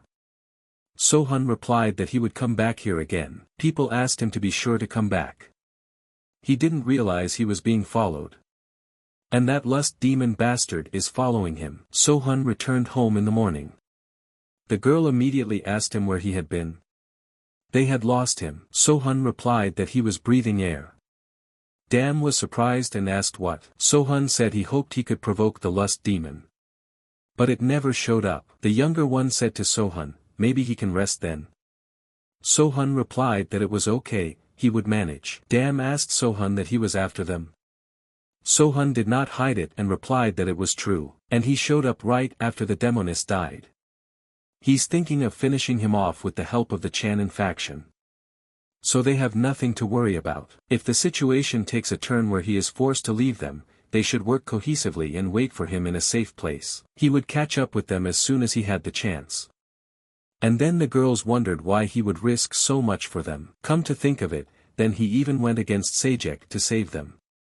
But why would he do that? There was a festival in Channon territory on this day where all the people would gather and present their abilities on display. Sohun heard all this and said that it had already started. Junior said there were so many people gathered. It looks like there's some kind of performance. Sohun asked why here. The younger one said, and maybe go and see what's there. Sohun accepted her offer and he agreed to go. Sohun said he organized the show in 24 hours. Go did a good job. The girls were happy to see all this and shone like stars. When they saw Sohun, all the people started to greet him. The warrior who was speaking showed honor to Sohun and said he salutes too. He was just in time. He had prepared a great show of changing guises. Sohun asked surprised, a change of guise? Very interesting, and he asks him to get him started already. And then the warrior said to Sohun to forgive him for what he was about to do. And then Sohun was very much surprised. And then the warrior shouted at the top of his voice for them to welcome the new head of the Dark Channon faction, Jin Sohun. Sohun asked, who dared to disturb him? The warrior immediately opened his fan and jumped right onto the performance stage. He said he's the head of the dark factions in Chenyang and Channon. And his name is Jin Sohun. Everyone immediately started laughing and having fun. And Sohun saw this and said that they were all persecutors. And the warrior asked Sohun, how dare he lie, and called him a martyr. And he can't be Mr. Jin.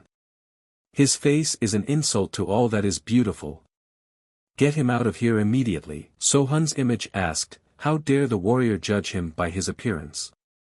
Let the brute introduce himself. And then the warrior responded to make the mortal look at him. He is one of the three great demons, a raging demon. Sohun's image said he understood. So he had decided to avenge the death of the great demoness. However, wasn't he a little too fat for a raging demon? The warrior lost his temper and replied. to shut him up.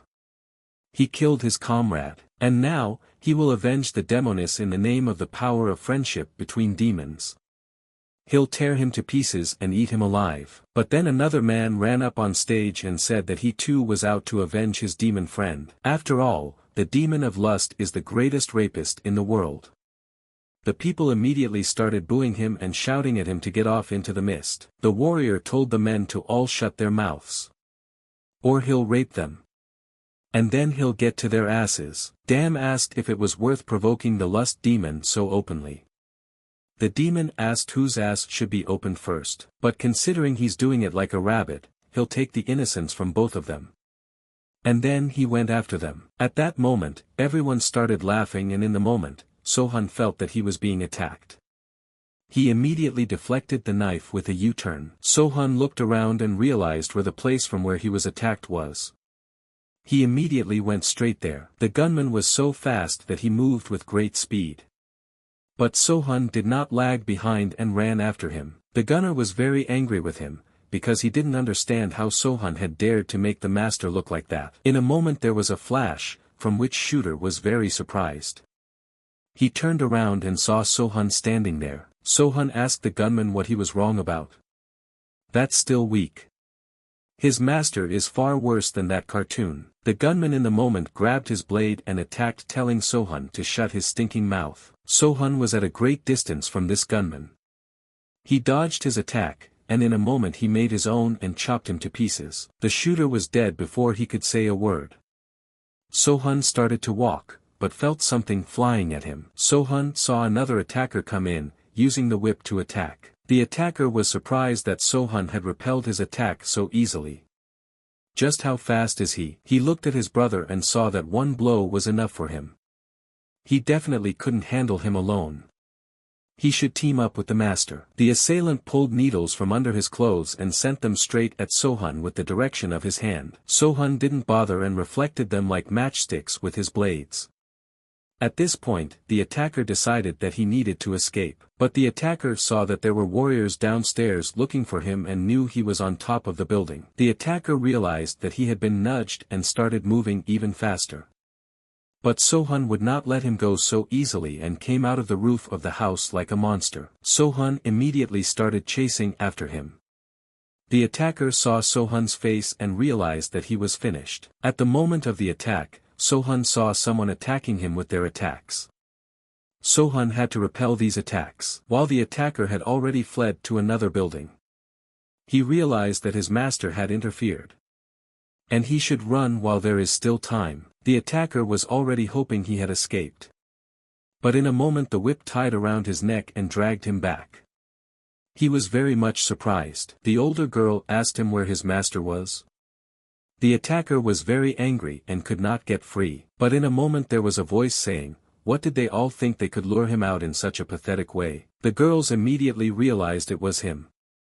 People also began to look around, for they too had heard that voice. The girls realized that the creep was talking using internal energy to hide his presence. The demon told them that if they wanted to play, so be it.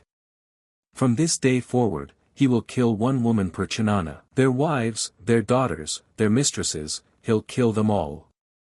It'll be payment for the show they've been putting on for him. The attacker also started laughing and said that they would regret this decision. And their master was very hungry now. The older woman pulled her whip even tighter and told him to shut up. The attacker immediately began to suffer very badly. The demon at this time felt that he had lost his students. But that was okay, he could always find new ones. More importantly, he is now being pursued by Sohan, the demoness apprentices, and the entire dark faction of Channon. It's as delightful as a woman's embrace. He can't wait to see their faces when he escapes their net, from which they think it's impossible to escape. But it wasn't that simple. At that time Sohan followed him and found him. When he entered the room, he saw that the demon was here. The demon was surprised that Sohan had come to him and wondered how he had been able to find this place so quickly. Sohan sat down at the table without a word and taking the pitcher in his hands he began to drink. The demon didn't understand what was happening. Sohan asked the demon, what was he staring at? Didn't expect him to find his hole or something. The demon asked Sohan, is it proper for a disciple of a poisonous demon to live like this? Why didn't he follow the example of his teachers? Sohun asked in surprise, for example. The demon replied that it was exactly that. Who but he would know how frivolous his master's life was? Or was it something he hadn't taught him? The demon asked, what are these Channon faction mutts here for? And what's his deal with the demoness apprentices? Or did Sohun decide to play the noble game? Sohun replied that he didn't give a damn about nobility, but here's what he's wondering, is he too sickly for a pleaser of old men's staffs? And then demon replied that Sohun was an arrogant creature. Did he really think he could catch him? Just then, someone from the street turned to the lust demon and said that he was surrounded by the net of the Channon dark faction. The demon asked them, so what of it? The warrior replied that they would keep him alive if he took off his pants and surrendered. But they don't guarantee that his butt will be safe. He'll be the first to take care of it. And then demon couldn't stand it and seeing the look on Sohun's face asked, is he laughing at him now? And at that moment, everything trembled from his strength and the wine glass fell to the ground. From that, his weapon immediately appeared. The demon saw his weapon and immediately withdrew it, and went straight to attack Sohun. Sohun saw all this, and directly reacted and deflected the attack with his fan. The demon didn't hesitate and started attacking. His speed was so great that he was jumping from side to side like a jumper. But Sona caught him in a moment and stopped him. The demon stopped and put his blade away. He felt that he was faster than Sohun, but he was stronger than him. And now he could see why the demoness had lost. The demon suggested to Sohun that they take a little walk. He immediately vanished and told Sohun to keep up. In flight, the demon saw those warriors mocking him and attacked. Sohun saw this and in a moment went to save them. After repulsing his attack, he ran after him like lightning. The warriors thanked the Lord for saving them from death and wished him to end it once for all. The demon started to run away and in flight asked Sohun what was wrong, couldn't he keep up? The demon asked Sohun, how dare he insult him by being so slow? And now Channon would choke on blood because of his arrogance. The demon headed towards the humans to kill them all.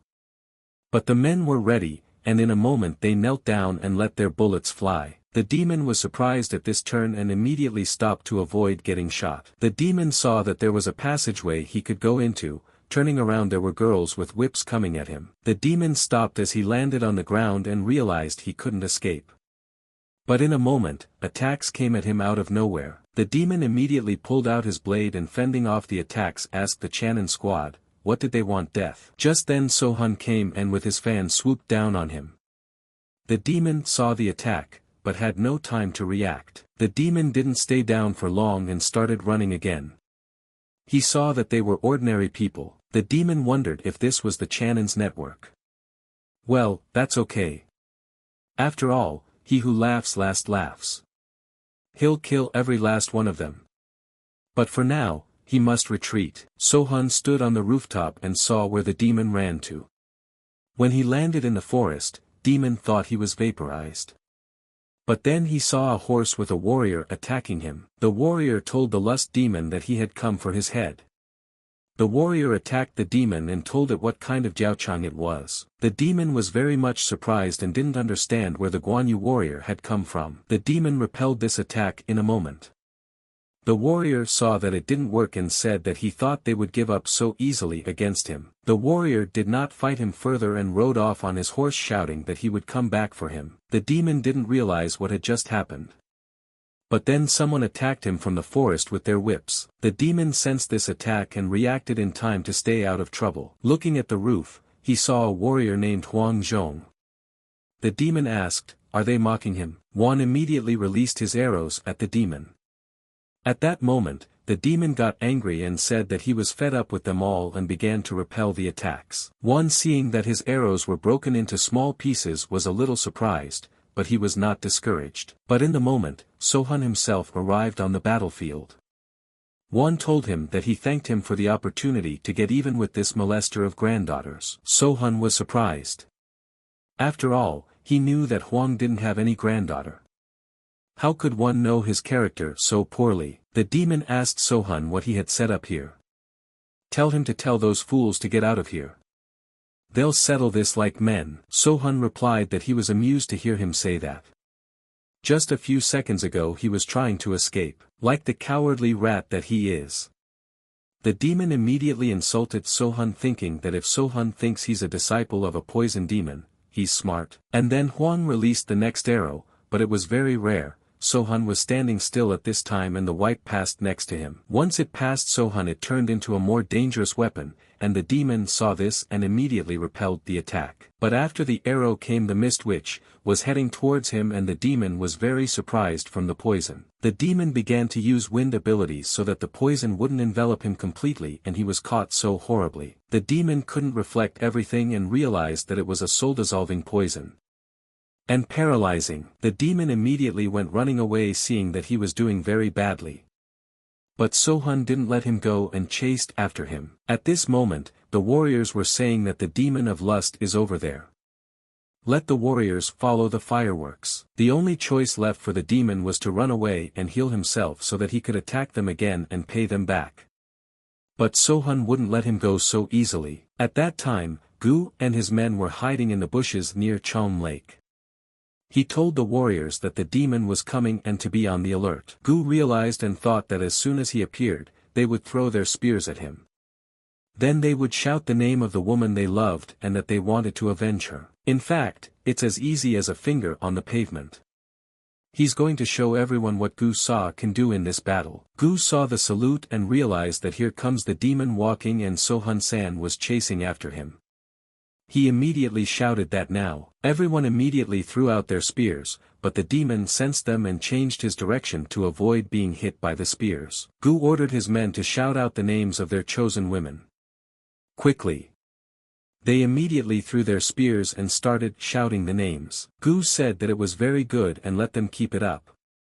And Gu also released his spear and said that the lust demon was a stinking dog. And then someone told Gu that he was so carried away that he had forgotten that he didn't have a chosen one. Gu immediately released his spear and shouted that it was for the grandmother who lived across the street. Gu said she was 80 years old, a decade ago. He's a stupid animal. She took care of him all the time. The demon in a moment stopped at the tree and directed his gaze at Gu. Gu was surprised and asked him what he was staring at. The demon was ready to eat him whole for such insults against him. He asked Gu, "Grandma?" The demon turned to Gu and said that he would turn him inside out. Gu thought to himself as he looked at him, "What's he doing?" The demon changed its trajectory and immediately attacked Gu. When the warrior saw it, he realized that he had to run away. The demon saw that the guy was far away and threw his sword at him. Gu saw the attack and started running even faster, and at the last moment Sohun came and repelled the attack. Sohun stopped in front of the demon and could see that it had pissed him off.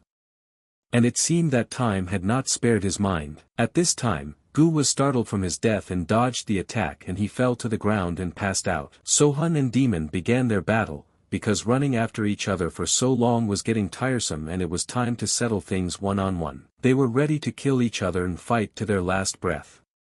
The battle was happening so fast that no one had time to watch. Sohun and demon stopped on the roof of the house and looked at each other. At that time, the guys were all watching the battle from the other side. The demon turned to the warriors and asked them, "Why are they quiet? Or are they full of shit in their mouth?" Sohun said the network started working as soon as he started running. But once he stopped, it was over. If he had fought him right away, otherwise it wouldn't have happened. The demon turned into a monster and said, "Gut him like a boar. And it's gonna happen in front of this dumbass crowd. And arm his tortured body on top of a mountain of corpses." The demon immediately walked right next to Sohun that he couldn't even see it as it wounded his arm. The demon was even happier and attacked even harder. Sohun didn't like it, so he fought too. Sohun fought him like a true warrior and at full strength.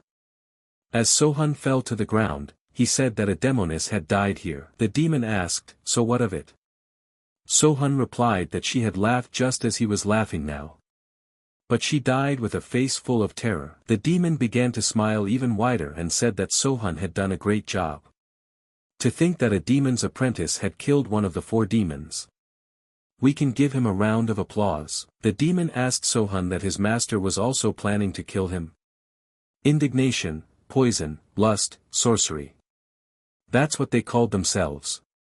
He knows about it, doesn't he? Sohun replied that he knew. The demon said that fierce demon and immediately went to attack Sohun. Sohun had time to react and used his blade to repel the demon's attack. But he kept trying to suppress it. Sohun looked into his eyes and said it was poison. The demon heard this and immediately moved away from the distance. The demon immediately thought that Sohun had used poison, or was only trying to use it against him. Sohun immediately combined his blades into a single weapon to make it even easier for him to kill this lust demon. Sohun raised his weapon above his head and said full moon. Looking into the demon's eyes, the demon was fixated on Sohun at this point and thought that he had just connected the blades. But it's not that simple with Sohun. Sohun was even faster this time.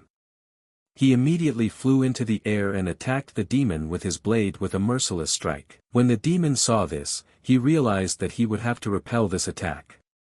He went straight for his blade, but Sohun's strength and attack was even stronger, and passing through the demon's defense it hit right on target. From such an attack, a strong wind rose up that the girls couldn't even see what happened there. After all, the demon was also in smoke. At that moment the image of Sohun with his blade became visible. He was coming out of there like a true head of the lands. Dan thought at this moment, how did he have so much strength? The lust demon couldn't even fight back. And then the warriors began to look at him negatively, for he had fooled them all in this battle. His power is like a divine power. They are all afraid and cannot imagine what will happen to them in this battle. Sohun said he needed to be believable. Saying it's poison when it's not. Giving poison while saying it's medicine. Pretending to be poisoned when he's unharmed. And when the enemy believes he's better than him, stronger.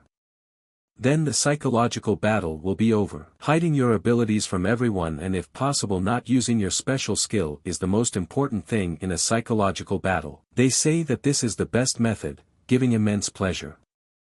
Because only then does the enemy experience boundless despair and emptiness. Sohun asked the demon of lust, where is the violent one? Immediately the demon couldn't answer and Sohun thought he was dead. In a moment, everything began to glow with a bright light, which Sohun was surprised by. And then Sohun realized that thanks to him, he had learned many things. Things he wasn't supposed to know. Sohun looked at the onlookers and realized that they were all witnesses to his special skill. So be it. They were serving him, after all. Sohun told the guys that they did a good job. At this time the guys asked Gu what he was saying at the lust demon got angry from his words. Gu replied that it was exactly like that. Although he was killed by a master, the person who made him make the mistake was himself. Gu is from the Channon faction of the Dark Path. The guys didn't believe it and asked, why would a demon react to the words of someone like him? Most likely the Lord had pissed him off. Plus, he was originally enraged. And they all had something to do with it. Gu just didn't see that performance. It was a breakup of everything. Gu shouted at them that they were all bullshit. Can they bet a Fofan? The guy asked him what he was up to. Gu said that if the rumors were to be believed, the lust demon only preyed on young beautiful women. And everyone shouted out the names of their lovers. Demon didn't care about that. But just mentioning a grandmother who was 80 years old a decade ago. The guys thought about it and said that was fair enough. Immediately everyone started laughing. Gu couldn't stand it and said that they were annoying him. And then someone from the street told Gu to go outside, for there was a message for him. So Gu went outside and said, what's wrong? Just then he replied that the master had decided to reward him. Gu was greatly surprised at this point and asked what. Said, here is what the gentleman said. The Channon faction network strategy started with Gu Sa's report. And everything succeeded because of his observation. He realized that the information he had heard was extremely important. He kept his cool even though he was speaking in front of him and faction leader Go Sejok. And he gives him 5,000 niang as a thank you. And then all the guys and Gu himself was very surprised. Turned to Gu and said that he had done a good job. And he hoped they would see each other again. Regards to the leader of the half-month-old dancing sword school, Jin Sohun. Gu let a tear fall and thanked the master. And then told Gu that he congratulated him too and here was his reward. Gu couldn't believe it and took the box like a child. Asked Gu, and when is he going to show up? Gu wiped his tears and replied that they could go inside. And here they were saying it's a good idea not to have a drink on such an occasion. And this person knows the school leader personally, so you can trust him. Sohun went to the western dark road with the girls that same day. When they arrived in the town, Dam said that everything had changed so much here. Sohun replied that he understood and asked her if she remembered the way. Dam smiled and replied, "Of course. Is he still here?" Sohun answered yes, somewhere around here. He is either in the kitchen on the second floor or sleeping somewhere. And he has gotten a little fat. The eldest said that compared to Channon, this place is like a village. It's so peaceful. Junior also said that she could feel that atmosphere. Is this really Chenyang dark faction territory? It looks like an ordinary village. Sohun replied that it was much more crowded during the day. And that many people had left after he had killed a couple or three of the thugs and destroyed the Blood Whirlwind clan. Dam said that this used to be the location of the Crescent Moon Dancing Sword School. Sohun replied that this was correct. Taking control of the place, he tried to recreate what had happened before, but then Sahek ran out shouting for the master. Sahek immediately shouted to his men that the master had returned. The eldest saw the lights of the houses and said that there were a lot of people living here. The younger one told Sohun that he had said there were only a few people here. Sohun was surprised and thought, are they multiplying? How come there were so many people gathered there? A family with children, and Sahek ran out. Sohun looked at them and thought that he had not seen them before. Where did these children come from? Then a girl came out of the house and said that she apologized and called Sohun Zasona. Sohun immediately saw the same girl who had taught him martial arts. Sohun froze for a second and asked, "Hi." The girl immediately ran up to him and hugged him so tightly that Sohun felt the very embrace. Started crying and told Zasona that he was alive. Sohun could not accept this and replied that he was alive and well. Dam also cried when she saw her and asked with surprise, "Hi." The girl walked up to her and asked, "She must be Dam Wool." Dam cried hard and said it was her. Immediately hugged her tightly, for she felt the same warmth she had felt years ago. Tearfully said they were both alive. But what happened to them? Where have they been all this time? Sohun bowed and introduced himself to everyone else. And then the boy bowed back and said that he had heard a lot about him. The guy says his name is Chan, used to be called an ugly demon. And he asks them not to be scared of him. Sohun immediately remembered the ugly demon and remembered that he was the only one who had helped the school of the dancing sword back then. He wondered where Jong had gone, so he was with Un. Then the boy asked Jong who the uncle was. Sohun asked Jong, "Is he Un Hai's husband?" In that case, he would be respectful to them. Chu was immediately surprised, and realized that he had never seen him like that. The older one was surprised too, because she saw that Sohun was also ordinary sometimes. Chu said they'd better not stand on the doorstep and go inside. It's already getting cold. Chu shouted to everyone and told them to go inside and talk there. Just then, Dogon came over and said he had been so worried about him since he left. Sohun turned around and replied that everything was fine. Then Dogon gave him a pipe and asked if he would smoke. Sohun asked where a common cook like him got a nipen from. Dogon replied that he stole it for him. Sohun immediately smoked this pipe. Dogon asked him if he had seen Un yet. The whole school was abuzz when she showed up. Dogon and Sohun sat down on a bench and started smoking. Dogon said that of all the comrades, she was the only one who had come back. The world is such a shitty place, to be honest. Maybe it's lucky that at least she's back, though. Sohun didn't answer anything and just smoked. Dogon saw that he was speechless and told him to finish his cigarette and go inside. In the meantime, he would prepare some appetizers for the drink. Sohun heard the gate close, saying that he had come home and brought him back to them. He became stronger and then he was able to protect them. And he asks the boys to come back soon. Chu asked at dinner time that they killed the Demoness and the Lust Demon. Sohun answered yes, and also spared Go Sejok. Chu now realized that was why he had been away for so long. He had been busy killing two demons. Chu asked Sohun what was his reason for favoring Gu. Is it really what he thought it was? Sohun replied that he had swept the Channon faction under his feet. And then Chu thought, why is he talking about this so casually? Sohun said that he plans to establish a Shangxi faction in either Shenanya or Chenyang soon. Have him alert the faction leaders about this. Chu couldn't believe that Sohun had killed 2 of the 4 demons. And seized power in the Channon Dark faction. It felt like it was easy for him. Then someone outside the door asked Zisonia if he was busy. Sohun replied that he was not and gave permission for them to come in. Chu bowed and told the gentleman that he would come by later. It was Un. She decided to talk to him. Sohun told Un that he kept wondering when she would show up. Un asked Sohun, was he waiting for her? Sohun replied that of course. Un asked Sohun that he was already prepared for her nagging. Sohun replied that he was always ready. After drinking a few shots of wine, Un told Zasona that she was worried about him. He knows how dangerous the dark factions are. That's not like him, he was such a kind boy when he was a kid. And at that moment, Sohun remembered her telling them to watch their posture during practice. Un told them to visualize their arms stretching forward. And they should try not to tense their wrist too much. Un immediately asked Zisonia, is he listening to her? But then Sohun just smiled. Un asked him, why is he smiling? Did she say something funny? Sohun replied that he was not and said that he was no longer a boy and had been unkind for a long time. Un asked in what sense unkind. He quarreled with Sherwool at times, but he was never an evil person. Sohun said that his master was one of the 4 demons, a poisonous demon, and the day he disappeared, everyone was drugged. It was his master's work. He spotted him then and kidnapped him. Un said that if his master is evil, doesn't make him the same.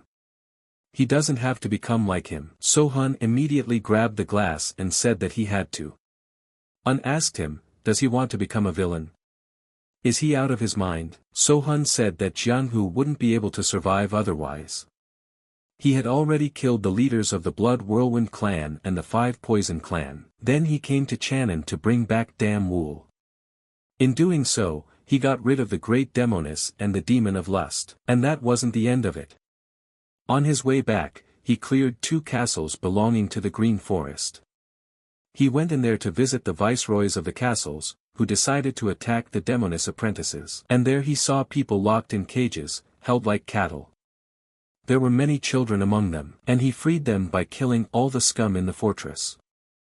Ut-un said he did the right thing. He punished the wrongdoers and saved the defenseless, didn't he? Sohun said that one of the green men told him before he died that a troop of wildlings would come for his head. As of late, strife and resentment are his eternal companions. And after news of the slain demon spreads, a raging demon follows on his heels. If he's going to hold back and live like nothing happened, how is he going to deal with all these people? And then Un trembled and replied that she just wanted him to be happy.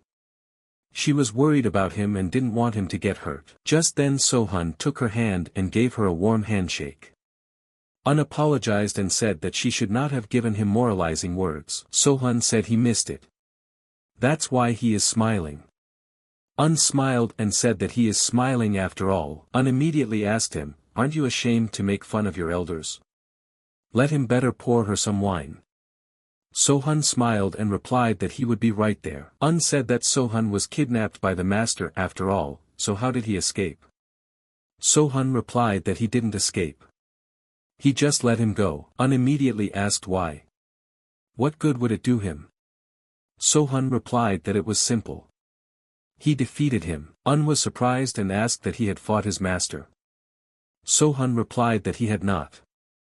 He liked him so much that he could not refuse him. The poison demon has a twin brother, an immortal witch doctor. After his brother's master's experiments, he removes the poison from his body and cures him. While one was obsessed with poisons, the other dreamed of saving everyone around him. They are both insane in their extremes. However, the witch doctor did not cure him at every opportunity. He only saved him when he was on the brink of death. They used it to test all their ideas, helping each other save materials.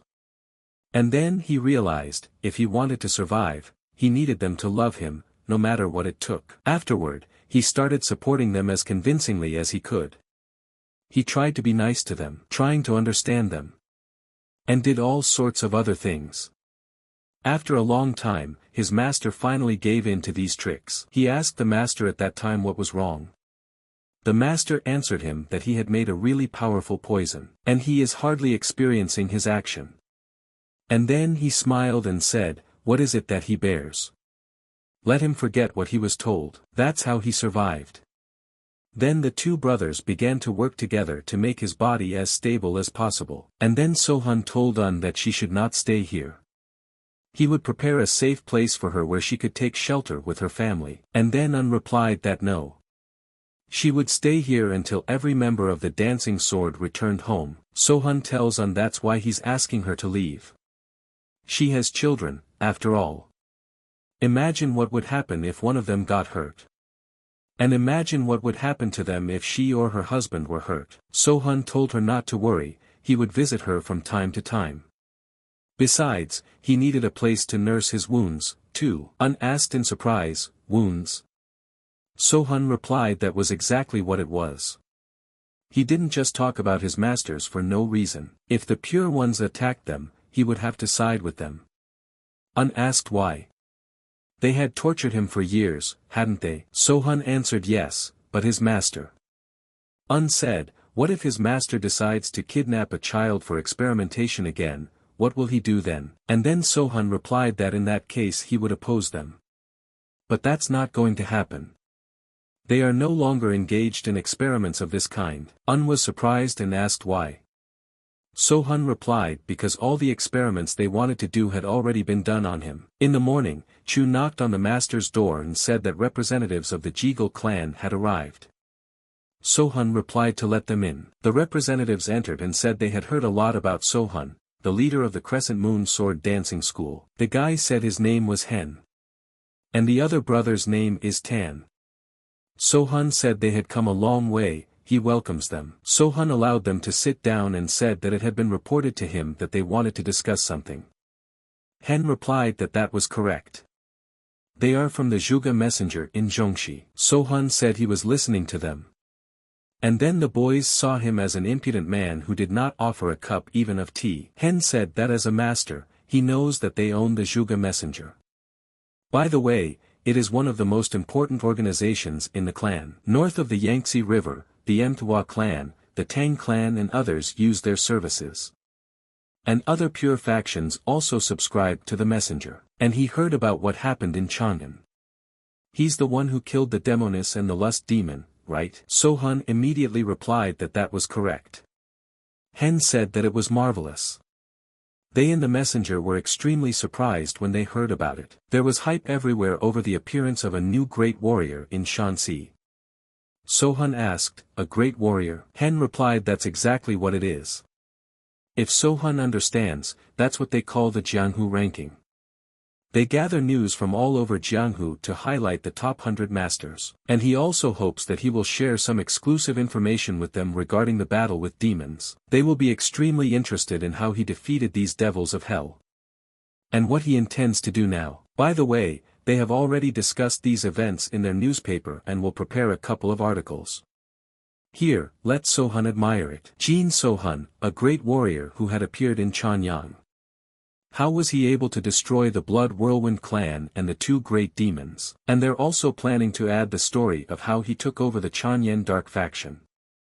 And the story of how he used the Chanyen network to catch the lust demon. And there is so much to write about him.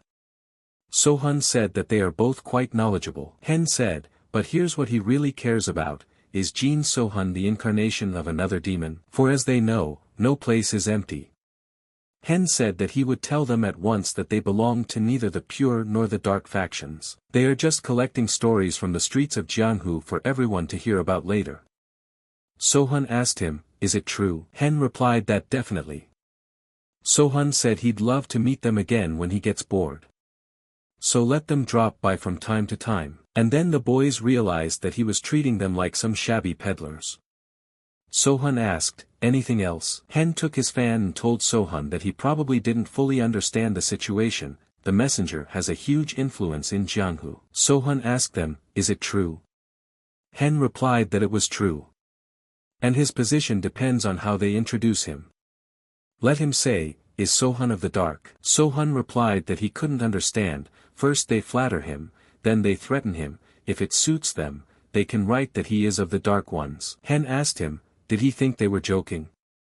Sohun immediately suggested that they should get to the point already. Enough of this pretense.